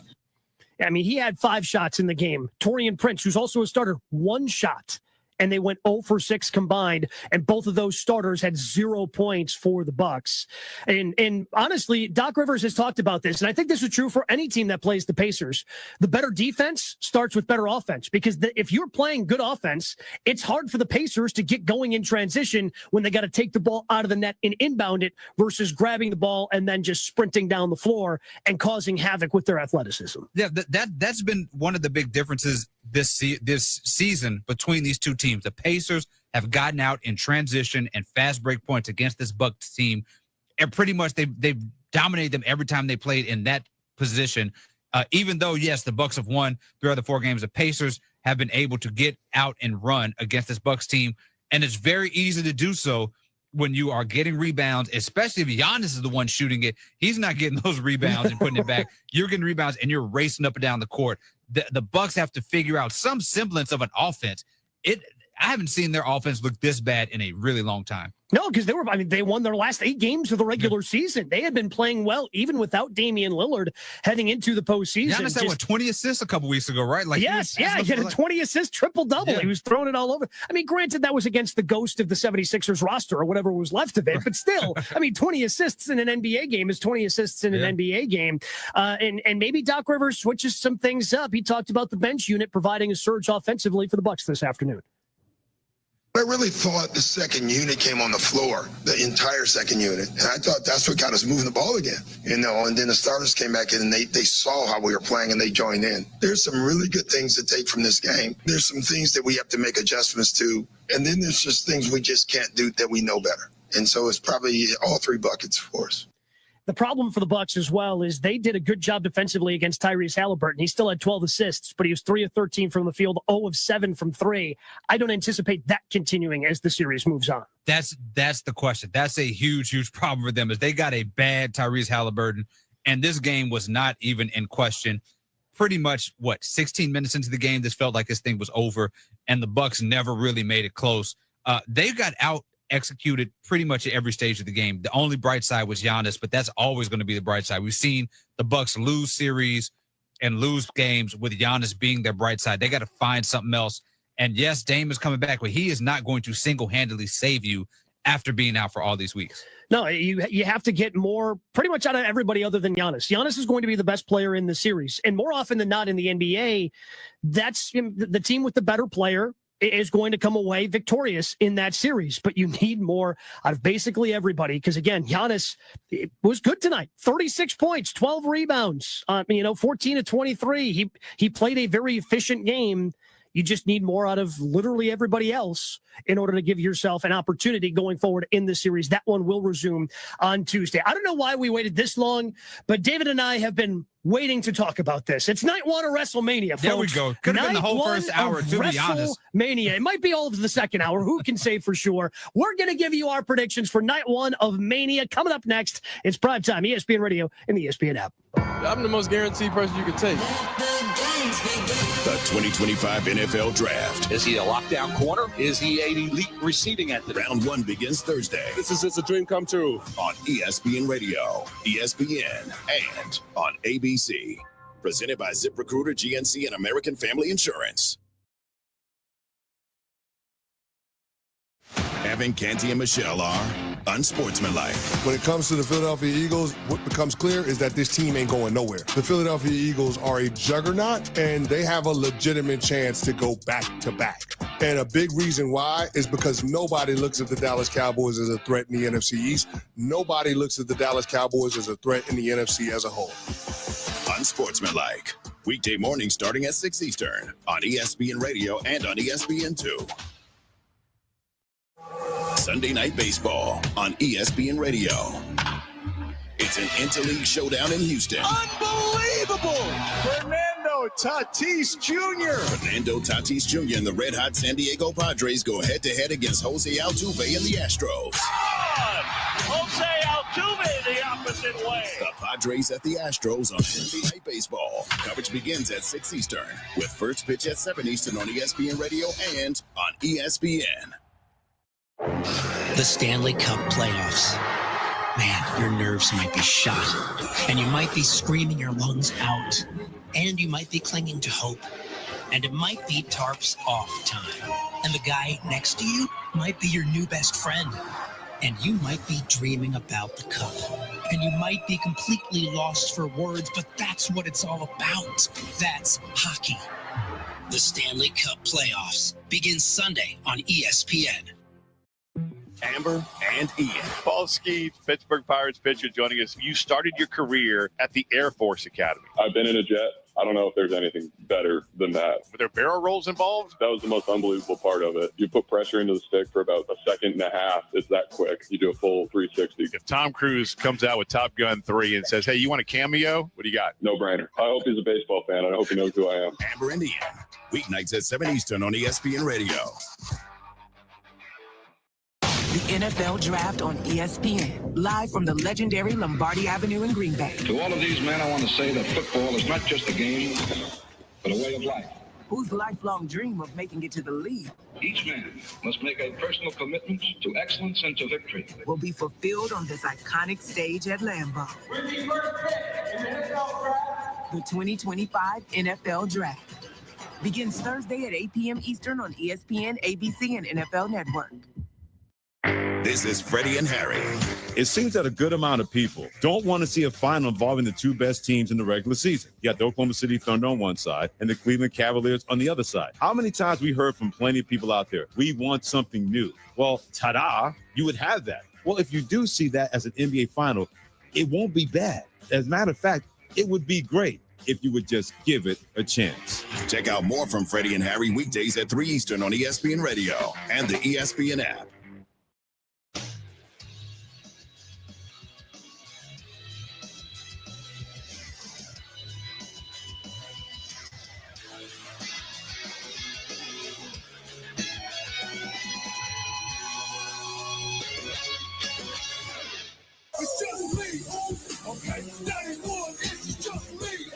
It's prime time, ESPN Radio, ESPN app, Sirius XM Channel 80, along with David Dennis Jr. I'm Gabe Neitzel, ESPN Radio, presented by Progressive Insurance. That the music of Jey Uso, who is going for the WWE World Heavyweight Championship tonight, night one of WrestleMania in Las Vegas. The Pistons, meanwhile, currently leading 26-22, just over a minute left in the first quarter at Madison Square Garden over the Knicks. But it is night one of WrestleMania. I think the crowd is going to be electric tonight, especially with that man, Jey Uso, leading things off tonight for that championship against Gunther. It's going to be, I think, a fun match, and I'm expecting Jey Uso to walk away. It seems like it is going to be his moment to get that singles championship after winning the Royal Rumble, and you are just going to see a crowd of 50,000 plus in Las Vegas yeeting the night away. It is going to be a yeet fest for our boy Jey Uso. What I'm excited about is Jey Uso having a great singles match. I think there's been a little bit too much credit. He had a rough go about it last year with his brother, probably the worst match of the weekend. Now he has a chance against a world-class wrestler and Gunther. They can have a real classic match with a lot of drama. I expect to see that. But that to me is more important than him win the title. Like, when people expect him to win the title, I want him to have a great match. Yeah, and again, I think if they do have a great match, it should set the tone for what should be a very fun evening. 7 matches on the card for night one of WrestleMania, but we did have a change. The WWE Hall of Famer Rey Mysterio Jr. Injured last night at SmackDown, had to be replaced by Rey Fénix going up against El Grande Americano, who's Chad Gable. We all know that, but allegedly, you want to hear that? Please. Well, you're the journalist. You're the one who has a WrestleMania piece up right now. So you're the journalist here. So I guess you have to maintain credibility with the alleged part of El Grande Americano. I'm excited for that. Excited for Rey Fénix, new to WWE, but has had a lot of experience all over the world. I call Rey Fénix. I think in ring, he's the best wrestler in the world today. So he's going to have an opportunity to really put on a show in front of a lot of people who may not be familiar with him and his game tonight. Yeah. Also, I want to pitch to people, because I like to always try to pitch to folks who are not wrestling fans a reason to watch, right? And so, if you're not a wrestling fan, if you don't care about wrestling, if you think it's silly, I want you to tune in to Tiffany Stratton and Charlotte Flair tonight. This is for those who do not know, Tiffany Stratton is a young champion. Charlotte Flair, Ric Flair's daughter. I'm sure you all know who Ric Flair is, even if you do not watch wrestling. These two have had a scripted back and forth, right? Like, they've been following their characters. They've been talking about each other in the ring, but they have veered off script a couple of times on live television and said some nasty things about Tiffany Stratton, said things about Charlotte's divorce. Charlotte said something about Tiffany Stratton's boyfriend in her DMs. Like, it has gotten really saucy, really spicy live, and they have to go out there and coexist in a match and cooperate with each other and not get out of hand live in front of 50,000 people. It is going to be compelling watching to see this. And then the main event tonight is Roman Reigns, CM Punk, and Seth Rollins. That's going to be the last match, triple threat match. A big one for CM Punk because A, he's never main evented WrestleMania, and he's going to get that opportunity tonight. And B, for CM Punk, it's his first match in the company in over 10 years at a WrestleMania. He returned over a year ago, but had an injury that he suffered at the Royal Rumble in 2024. So he had to miss WrestleMania last year, was still present, part of commentary for one of the nights last year. And he's getting that WrestleMania moment of being in that main event. I don't know how this one's going to go. This is one of those ones where I truly do not have a feel for who's going to win this match tonight at WrestleMania. I'm with you. I have no clue who's winning this match. Story about CM Punk. When he walked out of WWE, I bought that was right before WrestleMania 30 in New Orleans. I was living in New Orleans. I bought my WrestleMania tickets, went to the Superdome, bought my tickets in person. The next day, CM Punk walked out of WWE. I thought I was going to see him in WrestleMania. Did not see him. He walked out. He is a heel to me. He's a heel to me. He turned his back on me, the fan. Sure, but he ended up with a pretty classic WrestleMania 30 in New Orleans. You kind of walked away. You walked away okay with Daniel Bryan, leading off the show, being in the main event of the show. Brock Lesnar ending the streak. It ended up being a pretty decent WrestleMania for you to go to. Yeah, I will say. I tell people all the time. I've been in a million sporting events. I've been in seen people lose devastating games, seen people win. I've never seen a crowd more emotionally invested and distraught than The Undertaker losing to Brock Lesnar, the streak ending. I saw people crying, people booed, people were as upset as I've seen in any sporting event that I've ever been to. Wow. And what about then the euphoria of Bryan? Did that make up for it when Daniel Bryan won? We had the streamers come down. We had the confetti. It was a party. It felt really good, but people were still the thing we were talking about. We left was Undertaker lose. But I do want to talk about another match because, as you mentioned, I was able to profile Naomi and her incredible heel turn that she's been doing, the way that she's been carrying the story. Naomi, Jade Cargill, two rising stars. Or Jade Cargill, rising star, Naomi, a veteran in WWE, are having a feud that's probably just getting started once Bianca Belair joins the fray. I'm really looking forward to that match too.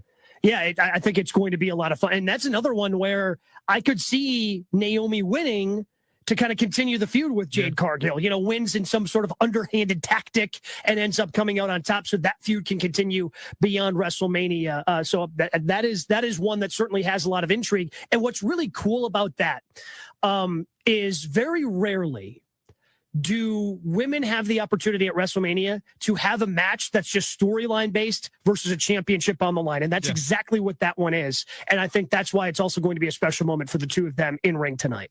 Yeah, absolutely. We are seeing a storyline-based match at WrestleMania between two women. And we can't, lose the fact that these are two black women in WWE, which is two people who, you do not see, this type of storyline and intrigue surrounding black women in these storylines together. We don't see it a lot of times with women outside of the belt. Definitely don't see it with black women, black wrestlers in general. So for them to carry their own WrestleMania storyline that has been going on for about 5 months, and Jade Cargill mysteriously was jumped backstage and left on the hood of a car, for this to culminate in WrestleMania is a real, turning point and moment for professional wrestling. Yeah, it should be a fun night tonight. But then we've got WrestleMania night 2. And the big thing that everybody is talking about and still talking about, that heel turn of John Cena on Cody Rhodes. That'll main event WrestleMania night 2. DDP, Diamond Dallas Page, WWE Hall of Famer, was on earlier today on the Hall of Fame's Countdown to WrestleMania. Here's what he thinks about Cena taking on Cody. Dude, I think it's going to be amazing. And I always tell Cody, don't tell me anything. I want to be a fan. John, hats off to him for because folks, when trying to be a heel, especially when you've been as over as him, you got to really work at it. And just the way he did nothing, just the way he's done it, I'm looking forward to it. I think it's going to be a great match, and you don't know what's going to happen. I think another interesting aspect of that match tomorrow is the fact that last night at SmackDown, the crowd started turning on Cody. He's supposed to be the good guy, and yet there were some audible boos when Cody left. John Cena laid out to kind of throw out the final thing, the final little promo battle that they had before the match on Sunday. The crowd turning on Cody is very interesting. Well, and this is why they were so hesitant to have John Cena turn heel this entire time, is that once John Cena turns heel, he'll be more popular than anybody else. It'll be hard because that's what fans want to see. When you give fans what they want, they start to embrace it. And so now you have Cody Rhodes against a John Cena that is suddenly kind of cool as much as he's trying to not be cool, because he's giving folks exactly what they want. But I think John Cena's going to walk out here with the championship.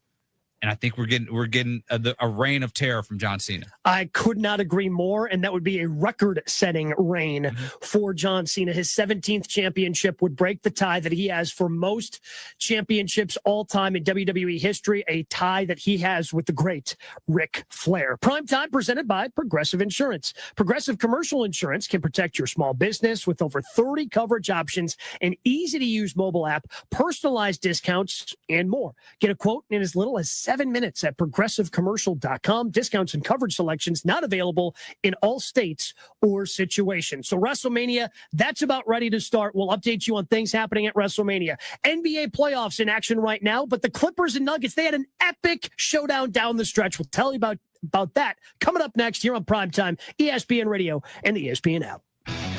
What's up, kiddos? Clinton Yates here, and coming up on Monday, we'll break down all of the NBA first-round action and catch you up on everything you missed from the weekend. That's Monday on Clinton and Friends at 10 a.m. Eastern on ESPN Radio and the ESPN app. Are you ready to make a difference for the environment while helping the visually impaired at the same time? Then donate your vehicle to Heritage for the Blind today by calling 1-800-983-6530. Every donated vehicle will either be properly recycled in an eco-friendly manner or given a new life through reuse. Donating your vehicle is easy. Simply call 1-800-983-6530 and Heritage for the Blind will do the rest. They'll even arrange for your vehicle to be picked up at no cost to you. And for a limited time, when you donate your car, you'll receive a $200 restaurant voucher and a 2-night, 3-day hotel stay at one of 50 locations. Call 1-800-983-6530 right now to schedule your vehicle donation and make a positive impact on the environment while helping others. Heritage for the Blind, where every car donation counts and every person makes a difference. Call 1-800-983-6530 now. This advertisement is paid for by Heritage for the Blind. Today on ESPN Radio. For the right block, Edwards, oh my goodness! He lobbed it to himself off the window and dunked it home. Anthony Edwards and the Minnesota Timberwolves head to L.A. to face Luka, LeBron, and the Los Angeles Lakers. To the top of the arc, steps left, three, bang! Luka Doncic! It's game one of the best of 7. The Timberwolves at the Lakers. Coverage begins today at 8 Eastern with tip-off at 8:30 Eastern on ESPN Radio and on ABC. Presented by Indeed. Welcome to the show. Buckle up. It's about to get loud here. Where MLB stars flash unimaginable power. Wow. Unreal stuff. How good is this guy? And endless entertainment. Unbelievable. Where young trailblazers rock big speed, big swag, and big personalities. That's what I'm talking about. Welcome to MLB's Best. Sunday Night Baseball presented by Capital One. Every Sunday all season at 7 Eastern on ESPN. Hey guys, this is Kevin Clark from This Is Football Podcast. This week, Trevor Sikkema and I break down the perfect fits for teams in the draft. That's This Is Football, wherever you get your podcasts. The Stanley Cup playoffs. Man, your nerves might be shot. And you might be screaming your lungs out. And you might be clinging to hope. And it might be tarps off time. And the guy next to you might be your new best friend. And you might be dreaming about the cup. And you might be completely lost for words, but that's what it's all about. That's hockey. The Stanley Cup playoffs begin Sunday on ESPN. Hey, it's Evan Cohen. Coming up Monday, we'll react to the NBA playoffs and get you ready for the NFL draft. It's on Sportsmanlike, 6 a.m. Eastern, right here on ESPN Radio, ESPN2, and ESPNU. Your official radio home of University of Hawaii sports is ESPN Honolulu, KKEA Honolulu, 1420 AM and 92.7 FM. This is SportsCenter. I'm John Ryder. First round of the NBA playoffs getting underway today. And right now in New York in the second quarter, the Knicks lead the Pistons 35-34. You can watch it on ESPN. 2 Game 1 finals, including going overtime in Denver. 0.9 seconds to go. Inbound to Jokic, and there's the horn.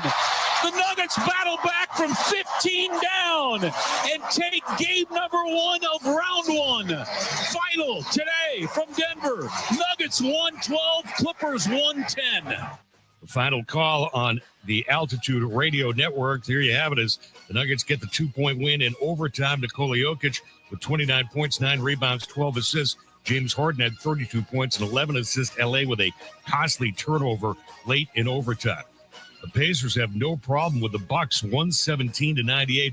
Pascal Siakam with 25 points, 7 rebounds. Giannis Antetokounmpo at a game-high 36 and 12 rebounds in the loss. Stanley Cup playoffs also getting underway in the NHL. End of the first period in Winnipeg. Blues and Jets are tied at 2.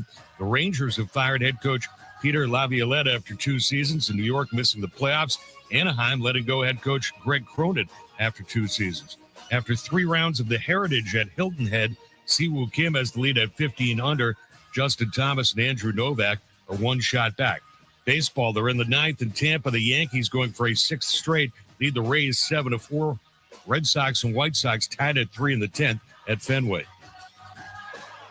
Hey, it's your resident Super Bowl champ, Chris Candy. Coming up on Monday, NFL Draft Week is officially upon us, and I'll give you my boldest predictions heading into round 1. It's Unsportsmanlike, weekday mornings at 6, right here on ESPN Radio, ESPN2, and ESPNU.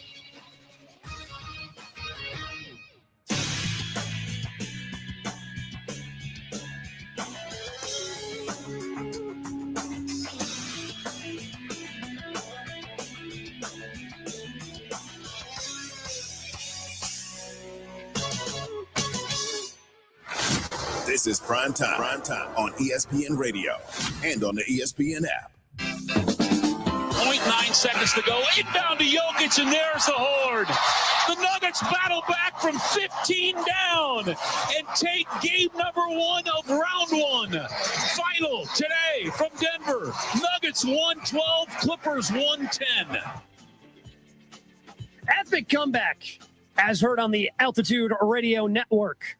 Nuggets take game 1 from the Clippers despite a great performance from the Clippers most of the night, but the Nuggets come back to win in overtime. It's primetime, ESPN Radio, ESPN app, Sirius XM Channel 80. I'm Gabe Neitzel along with David Dennis Jr. ESPN Radio presented by Progressive Insurance. No surprise, Nikola Jokic, he was spectacular in game 1 for the Nuggets. Jokic finishing with 29 points, 12 assists, and just a rebound shy of a triple-double with 9. And he caught up with Angel Gray on ESPN after the game. Nikola, this felt a lot like a heavyweight fight. Moments ago, you actually had your nose plugged, but what did you like about your team's fight to get the win today? I think this is how we want to play. We want to play rough, we want to play a nasty game. So this is what we did. They jumped on us in the first half. I think we reacted, and we probably overreacted, and we pushed it back. So this is how our standard needs to be like this. How huge was Russell Westbrook in the second half? I mean, all the little. Okay, he made a big 3. He made a free throw, but all the little plays, all the hustle plays, he is amazing to make. I was in the huddles, and Coach Adelman was constantly telling you guys the ebbs and flows of the game. How are you going to respond? What did you see in your team, and how you guys have to go into game 2, that carryover? Yes, I mean, we cannot turn the ball over. We need to be focused, to be disciplined. And I think at the end, we did it. We find open looks. Sometimes we make, sometimes we miss, but I think we found open looks. And mentioning, as Nikola Jokic did there after the game, the big 3 that was hit by Russell Westbrook toward the end of regulation that again helped push that game to overtime. An interesting stat line from Russ tonight. He was 5 of 17, had 15 points, but he was a +7. He had 8 rebounds, 3 assists, that big 3 that was just mentioned. He was a little all over the place, but that 3 was huge. And then he also forced a turnover in overtime that helped clinch the game for the Nuggets in OT. Yeah, Westbrook after the game said he knew the play from being with the Clippers. So he read the play, sniffed it out, deflected the ball, looked like it went off a hard hand, but the Clippers did not have a challenge. So that changed the course of this game. Russell Westbrook experience. My goodness. Like it's like when you're out partying and you got to take your drunk friend home and you're sober, like just watching Russell Westbrook, you never know what's going on, what's going to happen. Like he made the 3, he had the turnover, but they dared him to shoot other threes. He missed at one point down at the end of the game. He went for a layup when he could have just ran out the clock. and like there was, I mean, it was just a complete experience.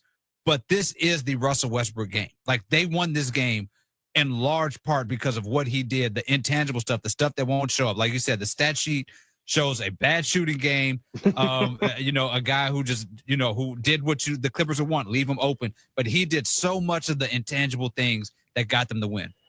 James Harden finished with 32 points, 11 assists in the game for the Clippers, who again led by as many as 15, only for the Nuggets to come from behind and eventually win that game in OT, 112-110. One of the things, though, looking at this, David, I know it's the postseason and you do whatever you can, but is it concerning that 4 of the 5 starters for the Nuggets played 45 or more minutes tonight?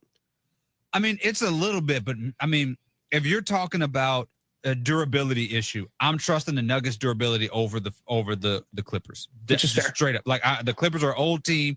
I'm trusting the Nuggets. Jokic, for all that we say about him, the guy just does not seem to get tired. Somehow he just does not seem to get tired. Westbrook, we know. Because it never seems like he's overexerting himself ever. Again, and it's still so smooth. He can still somehow get his shots, get to his spots, but it never looks like, whereas like Russell Westbrook looks like he goes 1,000 miles per hour at all times. Jokic is on the exact opposite end of the spectrum. Yeah, Jokic looks gassed from like the first quarter on, but he never is actually gassed. Like, there's the thing about him. Like, he walks on the court looking like he wants to go home and take a nap, but he never actually gets tired. If you're talking about the minutes here, and I'm not sure what the Clippers minutes are, we can look. So James Harden played 43, Kawhi Leonard played 41. Those are the only players who went over 40 minutes. Again, for the Nuggets, Christian Brown had 45, Jamal Murray played all 48, Jokic played 46, and Aaron Gordon played 46. Yeah, I mean, but still, Kawhi putting up 41, Zubac's put up 39, so he's right there too. Mm-hmm. If I'm talking about who do I want, who am I okay with playing 40 minutes? It's Aaron Gordon, it's Westbrook, it's Jokic. And who am I concerned with playing more than 40 minutes? It's James Harden, it's Kawhi Leonard. So if I'm looking at the minutes here, I'm fine with what the Nuggets ended up doing. Yeah, the Clippers ended up going 4 deep.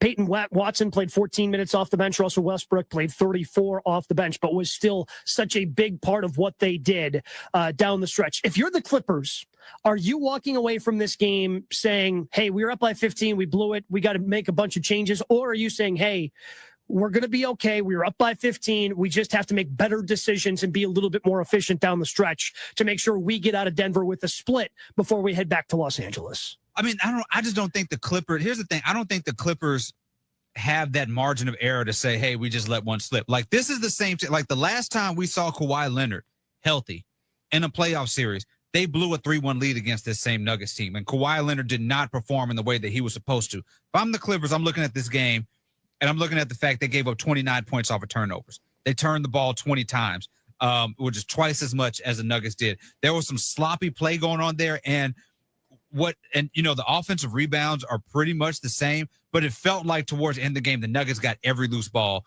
that they needed to secure the ball in the fourth quarter and overtime. If I'm the Clippers, I am kicking myself for letting this one slip away. And now the margin of error for them has decreased tremendously, because now you got to win. You got to split one of these games in Denver, and you just let one slip. Yeah, there's a lot more pressure on you going in. And Kawhi he was fine. He was solid, 22 points in the game, but I think you need a little bit more out of him Because again, you got a great James Harden game. You got a fantastic game out of Harden, who also hit a pretty clutch shot at the end of regulation that tied the game up and ultimately forced the game to go into overtime. I think you need to get a little bit more out of Kawhi. 22 points on 15 shots. Not bad, but I'd like to see that be a little bit more efficient. Have that point total go up just a little bit more if you want to walk away from this game. Because again, down the stretch, it felt like it was more James Harden than Kawhi Leonard. Yeah, and here's the other thing that's really got to concern you if you're the Nuggets.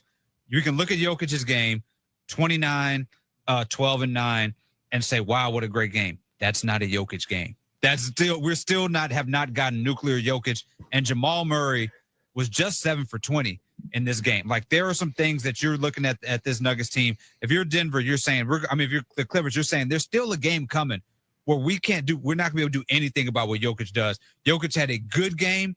He did not have a great Jokic game, and they still pulled off the win. Yeah, Aaron Gordon, I think, is going to be the unsung hero for this game, despite, again, we talked about Jokic, the big plays that Russell Westbrook made. But he also hit some pretty big free throws down the stretch that for them. He went 8 of 10 from the free throw line, 25 points on 14 shots for Aaron Gordon. I think he's going to be the unsung hero for the Nuggets in that come-from-behind win today. A lot of other, again, worth talking about the big plays, the big splash plays that Westbrook made. But when you have somebody solid like that playing as well as he did, making those winning plays that he did, that can't go unnoticed as well. Yeah, this is a team where when you towards about halfway through the fourth quarter, it was like, all right, the Clippers are going to just pull away. They're going to make more plays. They did not. Denver made the plays down the stretch, executed that. They look like a team that won a championship. The Clippers look like a team that did not know how to win in a high intense situation like this. As the series progresses, how much do we think? Because right now, when you take a look at some of the coaching stuff and Russell Westbrook saying, "Hey, I was on that team. I knew that play. I was able to do this." The Ty Lue advantage on the coaching side didn't seem as obvious as I thought it could be in game one. Yeah, that is a good point. We talked about it as it was going down the stretch about the fact that Ty Lue is one of the best coaches in the league, and the Nuggets do not have that. If a guy's just coached, this is his fourth game coaching. And the moves weren't there. Ty Lue had a good game plan. And I think he's probably going to stick to it, which is we're going to leave the non-shooters open. It just came back to bite him here with Brown making a 3 in the fourth quarter and Westbrook making a 3 at the end of the regulation also. Nuggets up 1-0 after the 112-110 victory over the Clippers. It was a great game. And we've got a great game going on right now with the Knicks leading the Pistons 47-45 and what's been a back-and-forth game with 3:41 left in the first half. OG Anunoby leading the way with 13 points for the Knicks, 14 points for Tobias Harris as he's hit a couple of threes for the Pistons. We'll continue to update you on that game as we continue here on Prime Time. But the first game of the playoff slate today, it was a disappointing matchup. We hear from Giannis after a tough game one loss. Plus, we'll continue to update you on the Pistons in New York. This is Prime Time, ESPN Radio and the ESPN app. Today on ESPN Radio. Edwards, oh my goodness! Anthony Edwards and the Timberwolves head to LA to face Luka, LeBron, and the Lakers. Bang! Luka Doncic! It's game one of the best of 7. Coverage begins at 8 Eastern with tip-off at 8:30 Eastern on ESPN Radio and on ABC. Presented by Indeed. You promised. I took the garbage out. No, I'm talking about all the work we need to get done around here. I know. We need a new roof and we need replacement windows. How about a new bathroom and some overdue remodeling? And how are we supposed to pay for all that? My sister said she called Remodeling Loans and they were able to find her certified contractors. That's great. And how'd she get the money to pay for all that? Remodeling Loans offered 0 interest for 60 months. They even have payment plans with 0 down and 0 deposit. Looks like we're getting a home makeover. Great.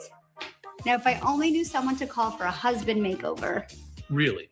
Remodeling Loans is the #1 leader in home improvement financing. Call 800-921-1403 today for a no credit check, no risk approval. Get approved today and we'll match you with the best contractors in your area. And remember, no deposit financing is now available. Call 800-921-1403. 800-921-1403.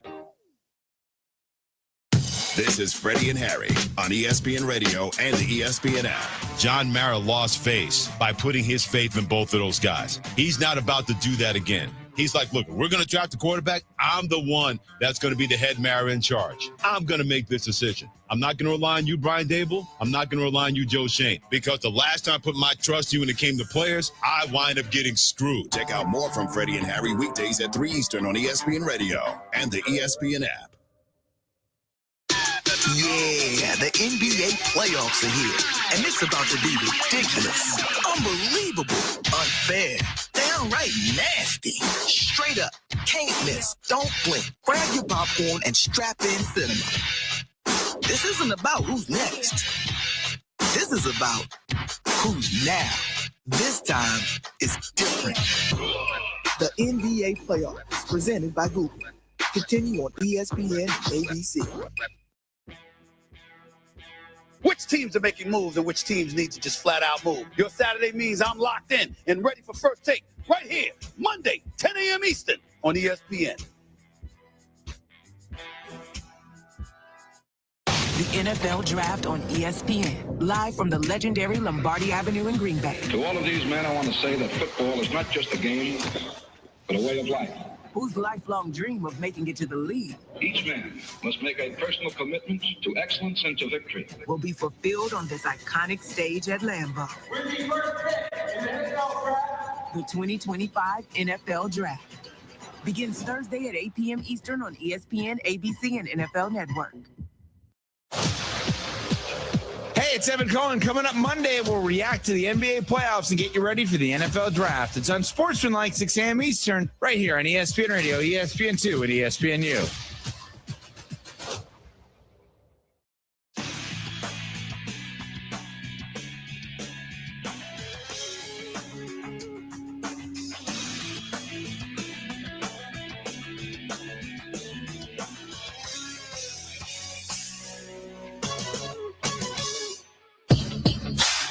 They'll have to inbound one more time, and the fans all on their feet across Gainbridge Fieldhouse.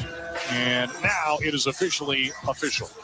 117-98. The Indiana Pacers take it to the Bucks in game one of this best-of-7 series.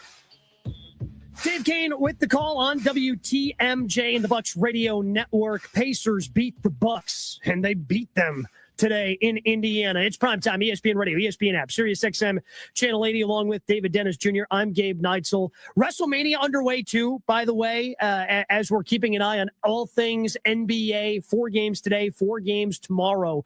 The Pacers beating the Bucks earlier today in overtime. It was coming back from 15 points. Denver able to defeat the Clippers 112-110. And going on right now inside Madison Square Garden, the Pistons and Knicks are tied at 48 apiece, and WrestleMania is underway. And just before we get to more on the Bucks here, David, because you had mentioned you went to WrestleMania 30, which famously Daniel Bryan won, and he had a yes chant where everybody would throw their hands up when they said yes. For those not familiar, Jey Uso, his catchphrase is yeet, and everybody throws their hands up and down for that. It's the only thing I can think of when I see this many people doing that on his way to the ring. What is an arena like when everybody is behind someone the way everybody's behind Jey Uso? Oh, it is absolutely incredible. It's like I keep telling, like, you have to go to a wrestling event like this. It is as intense. I mean, it's right up there with like MLS type of soccer, like soccer matches, like things like that, where crowds are into it, where everybody is in unison. When Daniel Bryan was like, when he was not in the ring, when he wasn't having matches, people were doing the yes chant. Like that is how much, that's how much it was, people were into it. An odd trivia thing. So back when the WWE Network first launched, I went back and watched old like WCW. I just watched all the WCW stuff they had, right? Because I'm a Southern boy. I loved WCW as a kid. Back in the early 90s, there was a large whoop, there it is chant that was going on in wrestling at all times. I don't even know who they were doing this for. They would just go, whoop, there it is. And everybody was just like losing their mind going, whoop, there it is every time something happened. I can't remember who it was that was bringing on this chant. Maybe I can't remember who it was, Tuco Scorpio, somebody like that. But the crowd was going, whoop, there it is at all times in like 1993.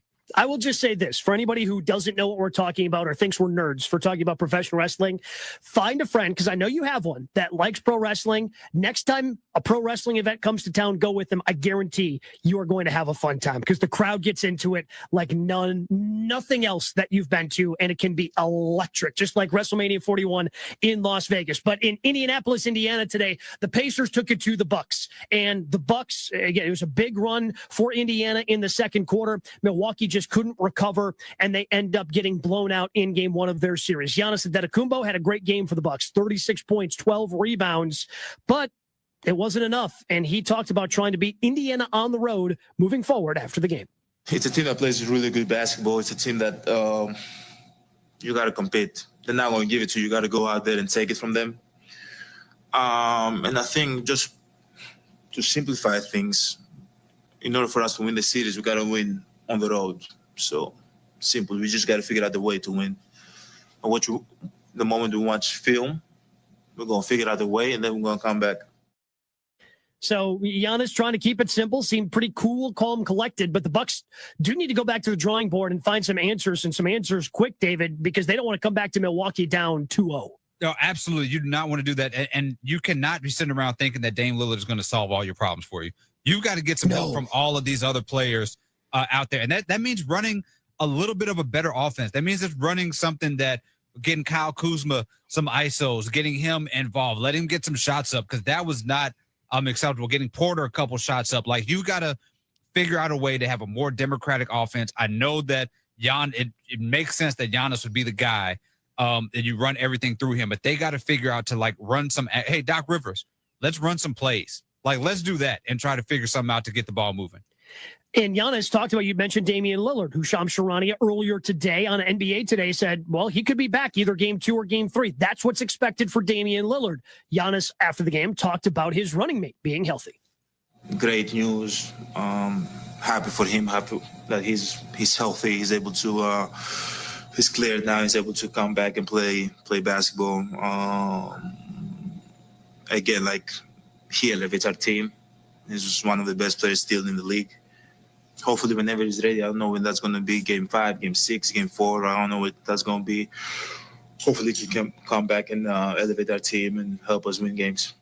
And you mentioned moving the ball. I think that could just, Damian Lillard coming back is going to be a part of the solution for the Bucks, because there were a lot of isolations for Giannis today. He was hunting early in the game, hunting switches, and look, the Pacers didn't have an answer for him. He scored 36 points, but the ball would just stick in his hands maybe a little too much. If you have Giannis maybe having some more off-ball action with the ball in Damian Lillard's hands, that could be a good thing for the Bucks. But again, part of the problem for the Bucks right now is outside of Dame and Giannis, they don't really have anybody they truly trust with the ball in their hands initiating offense. Yeah, you gotta think that maybe Dame will, allow people to get some more open shots. The Porter shots just weren't there. But here's the thing about Dame and him coming back here is that he has not been that dynamic against the Pacers this season. He had 9 against them in December, New Year's Eve. And then he had 15. He had 25 the last time they played, but that was a game that they lost. So he has not come out and been smoking hot against this Pacers team. So, that offense still has to find a way, even if Dame, because I'm thinking we're going to get closer probably. If Dame scores 15 in the first game, you'd be happy about that, right? Like, if that's something you'd be ecstatic about, like how much, like he's going to play. He's not going to go out there and play 40 minutes to game 2 or game 3. I don't think you can expect that for him to go out and play that. I have no idea if he's going to be in the starting lineup. Yeah, if it would be easier to try to limit the minutes. And they did this with Chris Middleton, who's no longer on the team. But when Middleton was coming back from an injury earlier this year, they had him come off the bench. Was still part of the closing time lineup. It was just easier to manage his minutes if he didn't start the game. And I'm expecting something similar for Damian Lillard, because if he comes back in game 2 or game 3, he's not going to be able to play, like you said, 40 minutes. And it's probably going to be an easier time to kind of really manage those minutes if he comes in off the bench for Doc Rivers. Meanwhile, it's been a fun first half. Knicks leading the Pistons 55-52, just under 16 seconds left in that first half. OG Anunoby has 19 points, 10 points for Karl Anthony Towns, leading the way for the Knicks as they just continue to go back and forth. It's been a heck of a first half as well for Tobias Harris, 19 points. He's got 3 made threes. This is going to be a fun series if this first half is any indication. Yeah, both of these teams should come out of this first half I mean, nobody should feel confident coming out of this first half right now. Jalen Brunson doesn't look that good.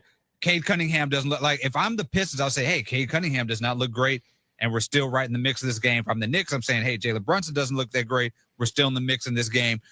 It's just about which one of these stars is going to take off first. Karl Anthony Towns just shown up. Tobias Harris. This could be the Tobias Harris game. And think about the career, the last year that he's had. He was the scapegoat, the odd man out with Philadelphia last year. And now he goes to Detroit, and he's put up 19 points in the first half in Madison Square Garden. Well, he got to escape the mess that is Philadelphia, because they ended up being one of the most disappointing teams, certainly the most disappointing team in the East. I mean, if you want to have that debate amongst yourselves, go for it about who was more disappointing, either Philadelphia or Phoenix. Go ahead and have that debate. But for him to go from that team to now a team that he helped lead to the postseasons, he's one of those veteran players you were talking about earlier, David, that, yes, while there is a lot of youth and a lot of inexperience on this roster, Tobias Harris is one of those veterans, and he's playing like it in the first half. You know, again, with Cade Cunningham, 3 of 10 from the field, his 19 points, Malik Beasley's 12 points are keeping them in this game right now in half number 1. Yeah, he's a stabilizing force. That's what you need. You need stabilizing forces when they are doubling and triple teaming your best players, and that's what he provides. That's what those veterans provide. You have that mix of veterans and youth, and they going up there. Tobias Harris nailed a buzzer beater 3 going into the half also. So like this is Tobias Harris is on one right now. Make it 4 threes. Do I hear 4 threes? He is on one right now. Like this is an incredible performance. Yeah, and that's what you need when your star isn't playing as well as Cade Cunningham is. Again, Cade Cunningham's first playoff game, the emotion's probably high, but the fun part about Cade is he's finding other ways to still be involved in 6 assists in the first half for Cade Cunningham. So even though he's not shooting the ball well, he's still involved with the offense. Actions are still being run through him, and his teammates are helping him out. Look, this has been a fun first half. I hope it continues, and I hope this ends up being one of the more fun series in the Eastern Conference throughout the opening round of the NBA playoffs. We'll continue to update you on that game. It's 57-55 at the half. Knicks leading the Pistons. A man very familiar with a few of these playoff teams going to be joining us next here on Primetime on ESPN Radio. Hey, it's Michelle Smallman, and coming up Monday, it's officially draft week, and we'll get you ready when the great Mel Kiper Jr. joins us at 9:30 a.m. Eastern. It's on Sportsmanlike, 6 a.m. Eastern, right here on ESPN Radio, ESPN2, and ESPNU. Every 40 seconds, a child is reported missing. That's 2,000 children every single day. It's a heart-wrenching reality that we can no longer ignore. Find the Children is a nonprofit organization dedicated to helping find missing kids. You can be a part of their mission by donating your unwanted vehicle, running or not. Call 1-800-294-0222. We guarantee that you will receive the maximum tax deduction. We provide fast, free pickup with 24-hour response. Call 1-800-294-0222. Find the Children provides crucial resources to help find missing children and educational materials to teach kids how to recognize and avoid predators. Our recovery programs have a proven track record of reuniting kids with their families. It's time to act. Donate your unwanted or unused car. Help us build a world where every child is safe. Pick up the phone and call 1-800-294-0222. Together, we can bring these kids home safely. This advertisement was paid for in partnership with Cars R Us and Find the Children. Swing for the fences at newly renovated Diamond Sports Bar, located on Keomoku Street at the corner of Yonge Street. It's your home run hangout for happy hour, open till 8 p.m. Grab ice-cold $4 draft beers, craft cocktails, and $8 poo-poos, like Kahlua Pig nachos and chicken wings, to name a few. Enjoy big screen TVs, showing every pitch, hit, dunk, and highlight. The 7-foot by 14-foot TV is lifelike. We got darts, tables, and lounge seating as well. And listen up, ESPN Honolulu will broadcast live from 3 to 6 p.m. at the Diamond this Wednesday, April 23rd, and then University of Hawaii baseball coach Rich Hill will join us for extra innings starting at 6 p.m. See you this Wednesday, April 23rd from 3 to 7 p.m. at Diamond Sports Bar and Lounge, where fans celebrate like champions. $5,000. That's the average amount of money people in the U.S. are now spending on gas in a year. $5,000. That's crazy. If you drive, you have to download Upside, the free app that gives you cash back every time you get gas. That's right. You can earn real cash back with Upside just by buying the gas you're already buying. You can literally start earning cash back today. I use Upside every time I fill up, and I've already made around $300. You're putting gas in your car anyway. Why not get real cash back? If you like free money, download Upside. I'm saving the cash I earn from using Upside to help pay for a vacation later this year. Download the free Upside app now to earn cash back every time you buy gas. Use promo code YEAR to get an extra 25 cents per gallon on your first tank. You can cash out anytime right to your bank, PayPal, or a gift card for Amazon and other brands. Just download the free Upside app and use promo code YEAR for a 25 cents per gallon bonus on your first tank. That's code YEAR for a 25 cents per gallon bonus. ESPN Honolulu, now at 92.7 FM.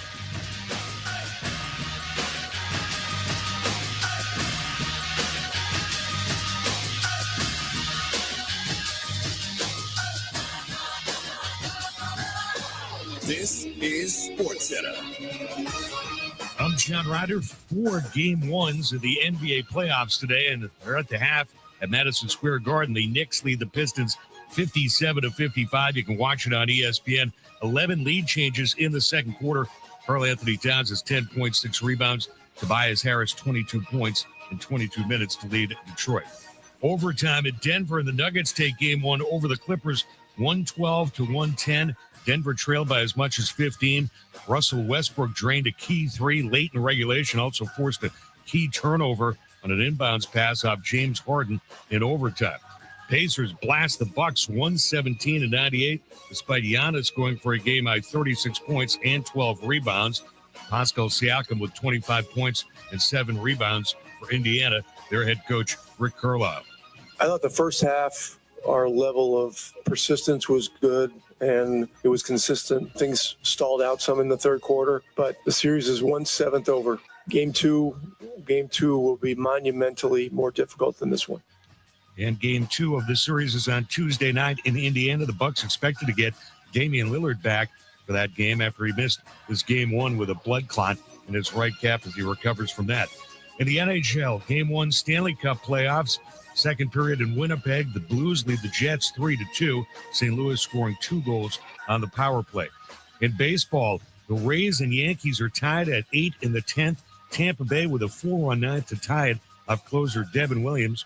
Rangers walk off the Dodgers 4-3, snaps LA's 4-game winning streak. What's up, kiddos? Clinton Yates here. And coming up on Monday, we'll break down all of the NBA first-round action and catch you up on everything you missed from the weekend. That's Monday on Clinton and Friends at 10 a.m. Eastern on ESPN Radio and the ESPN app. It's just me.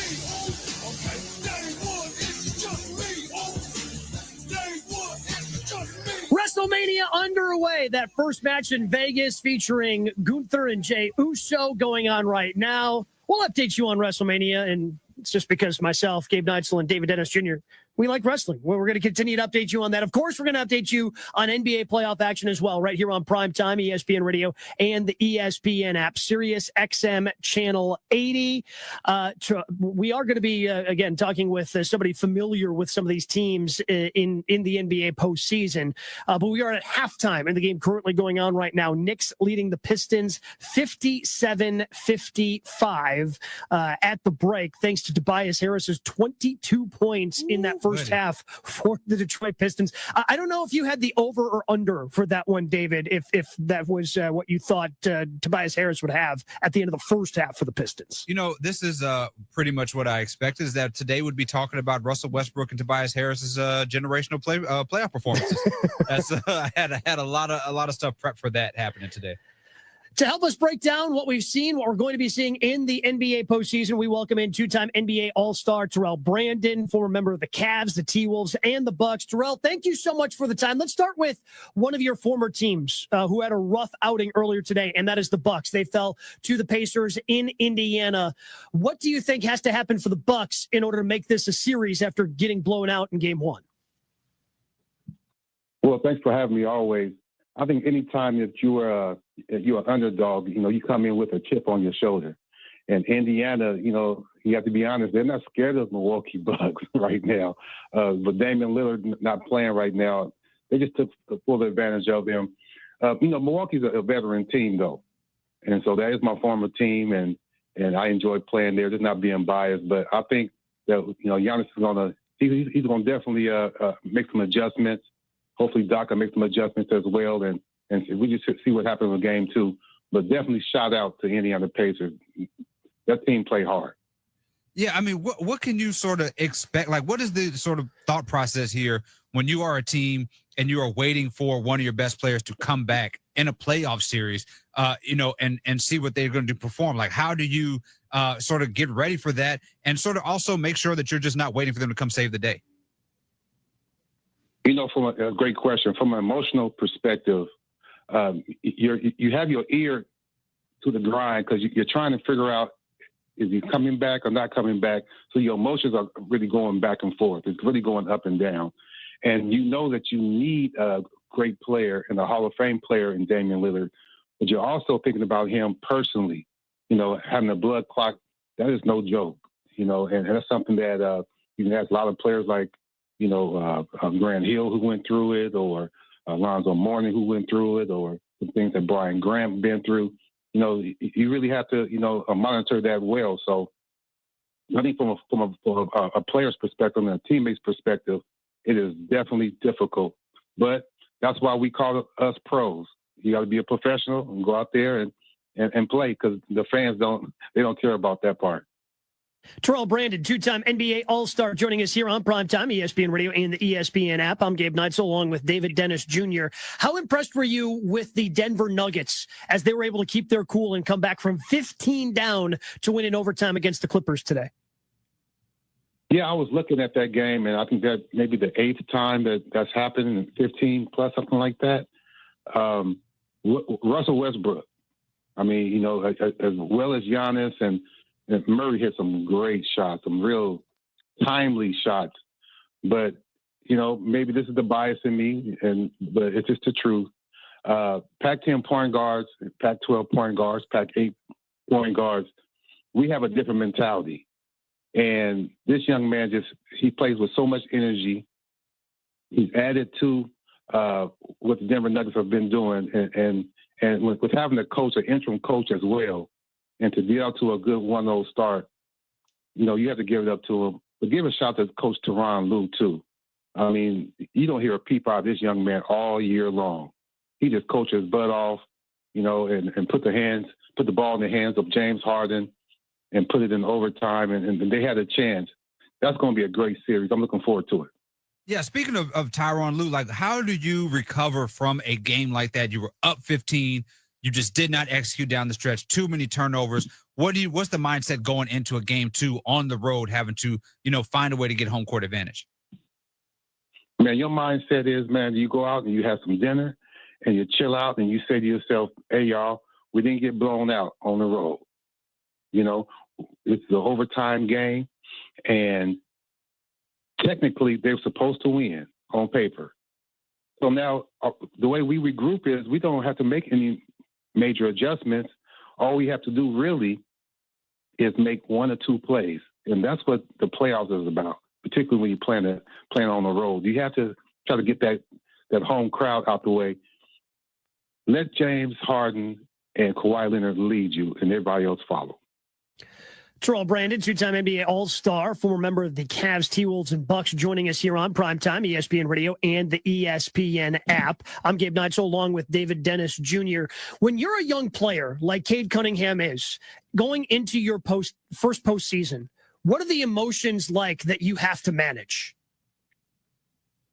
It's like, you remember when we was kids, and the first day of school, you put your shoes and your socks and your underwear and your shirt and your jacket. You put everything together and you say, ooh, tomorrow I'm going to kill them. That's exactly what game 1 is like for a young player. You end up playing the game in your head in your hotel room. And then once you get to the game, you realize that the game has not started. And it's anxiety because it's the first time. He has a real mature attitude and game. is not real flashy. So I think that's what's really going to help him in the long run. Shout out to him. He's had a great year. He's under a great coach and Coach Biggerstaff. So it's just getting your feet wet. You have to understand one before you understand two. And so game two, he's going to learn from game one and kind of keep it moving after that. You said something earlier that I got to come back to. You said after a tough game, you go and have yourself a good meal. What's your go-to? I had a tough game, got to pull it together. Meal or tradition you have to kind of wipe that from your mind. For me, I'm a basketball nerd, so I'm pretty much in the hotel with fettuccine and broccoli and asparagus and a gallon of water, man. I'm Caesar salad, man. I didn't get up too much, man. I'm a 91 kid coming out of the University of Oregon. I would sit up and watch VHS tapes 2 or 3 in the morning and driving room service crazy trying to figure everything out. So I was a little bit different, man.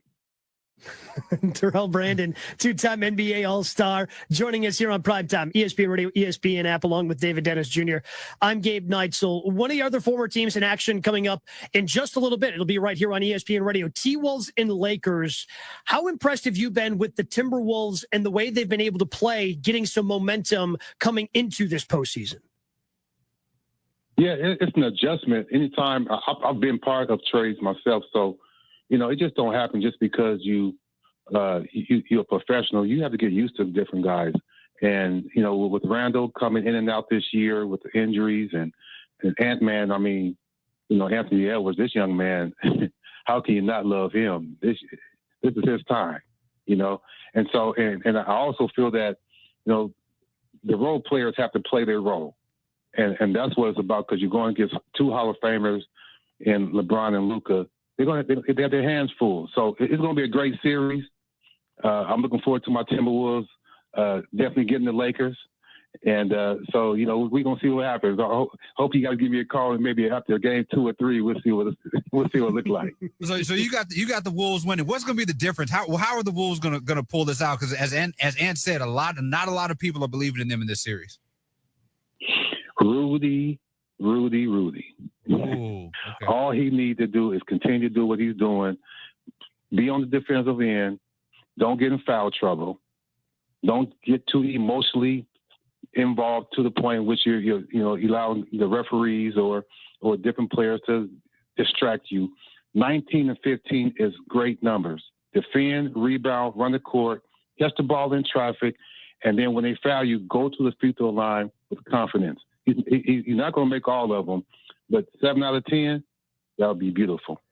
So you would not be concerned at all with some of the things that happened to him when he was switched on to Luka last year, when Luka was with the Mavericks and they were going up against the T-Wolves. Not concerned about Luka trying to hunt down that matchup in terms of switches again this year. No, I'll remember that. Why are you bringing up old stuff? That's my bad. That's on me. I know what you mean. And that can be heck of psychological when somebody hit a big shot and put it in your face and tell you about it, particularly on your home court. But hopefully he knows that when Luka does that, don't back up. You'd rather him in the clutch situations to get the 2 more than the 3. And so it's going to be interesting. Hopefully he's learned from that, and all the Timberwolves have learned from that. And, it's always growing pains when you're young, but after a while, you're going to get older. And so no excuses. The Timberwolves are a good team. Let's go. Well, speaking of that youth, the favorite in the West is OKC. Are they also your favorite to come out of the West?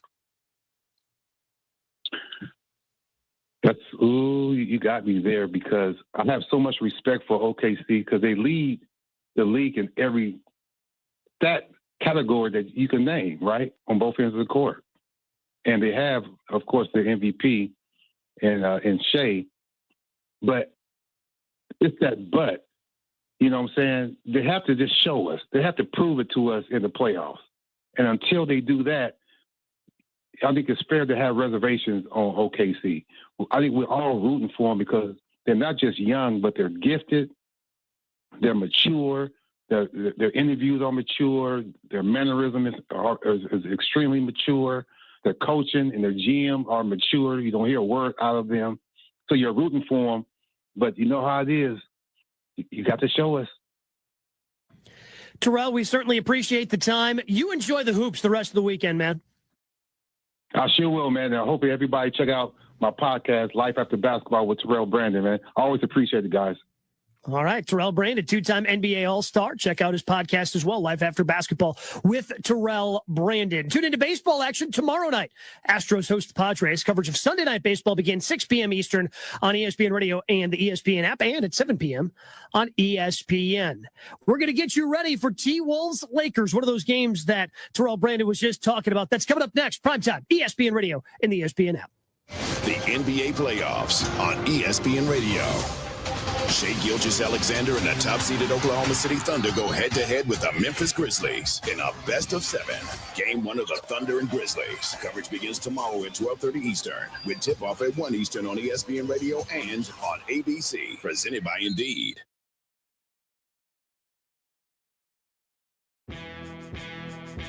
Which teams are making moves and which teams need to just flat out move? Your Saturday means I'm locked in and ready for First Take right here, Monday, 10 a.m. Eastern on ESPN.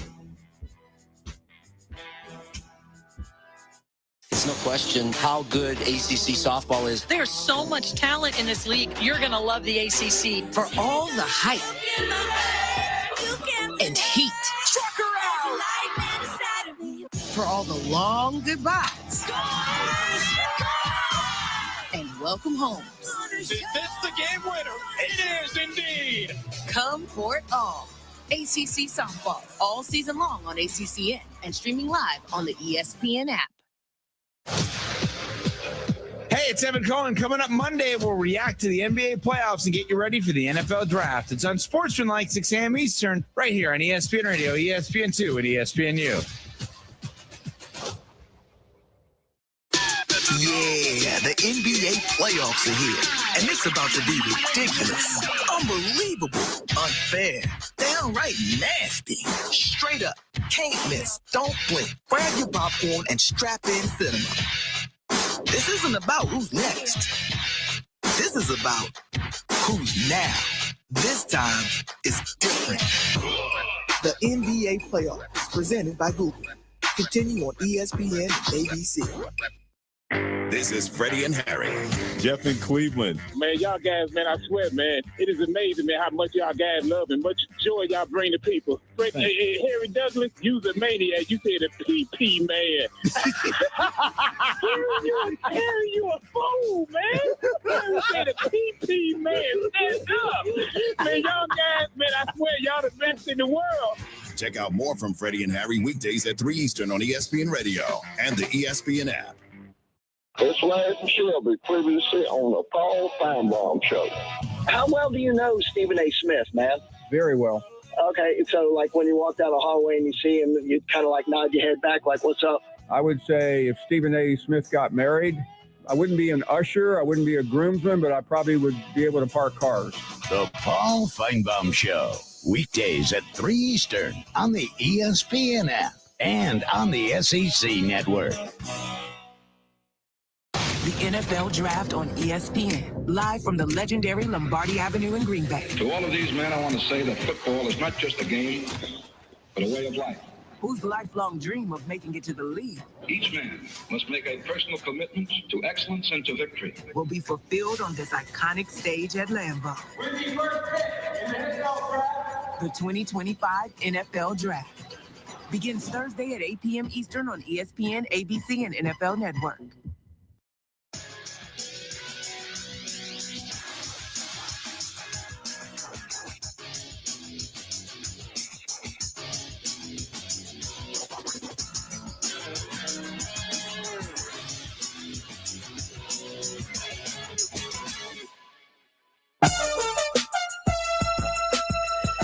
Still going back and forth in New York, plus getting ready for a game out in Los Angeles. It's primetime, ESPN Radio, ESPN app, Sirius XM Channel 80. Along with David Dennis Jr., I'm Gabe Nigel. ESPN Radio is presented by Progressive Insurance. In the first half, it was Tobias Harris, 22 points, 4 of 5 from downtown. Tim Hardaway Jr. starting to heat up from distance as the Pistons now lead 70-66 early third quarter at Madison Square Garden. Again, an impressive first 2.5 quarters or so from the Pistons, as they are showing, David, that they're just not scared of this Knicks team. This is what we talked about earlier.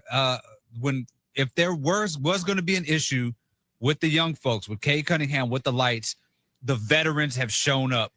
Beasley's shown up. Tobias Harris has shown up. And now you have a situation where everybody's settled in. Cade Cunningham just made a layup. Asar Thompson just looked like it looked like they played. He was the only person going in hyperspeed, and everybody else was playing regular speed. He had a spin move that I made an audible noise when he did it in here a second ago. This Pistons team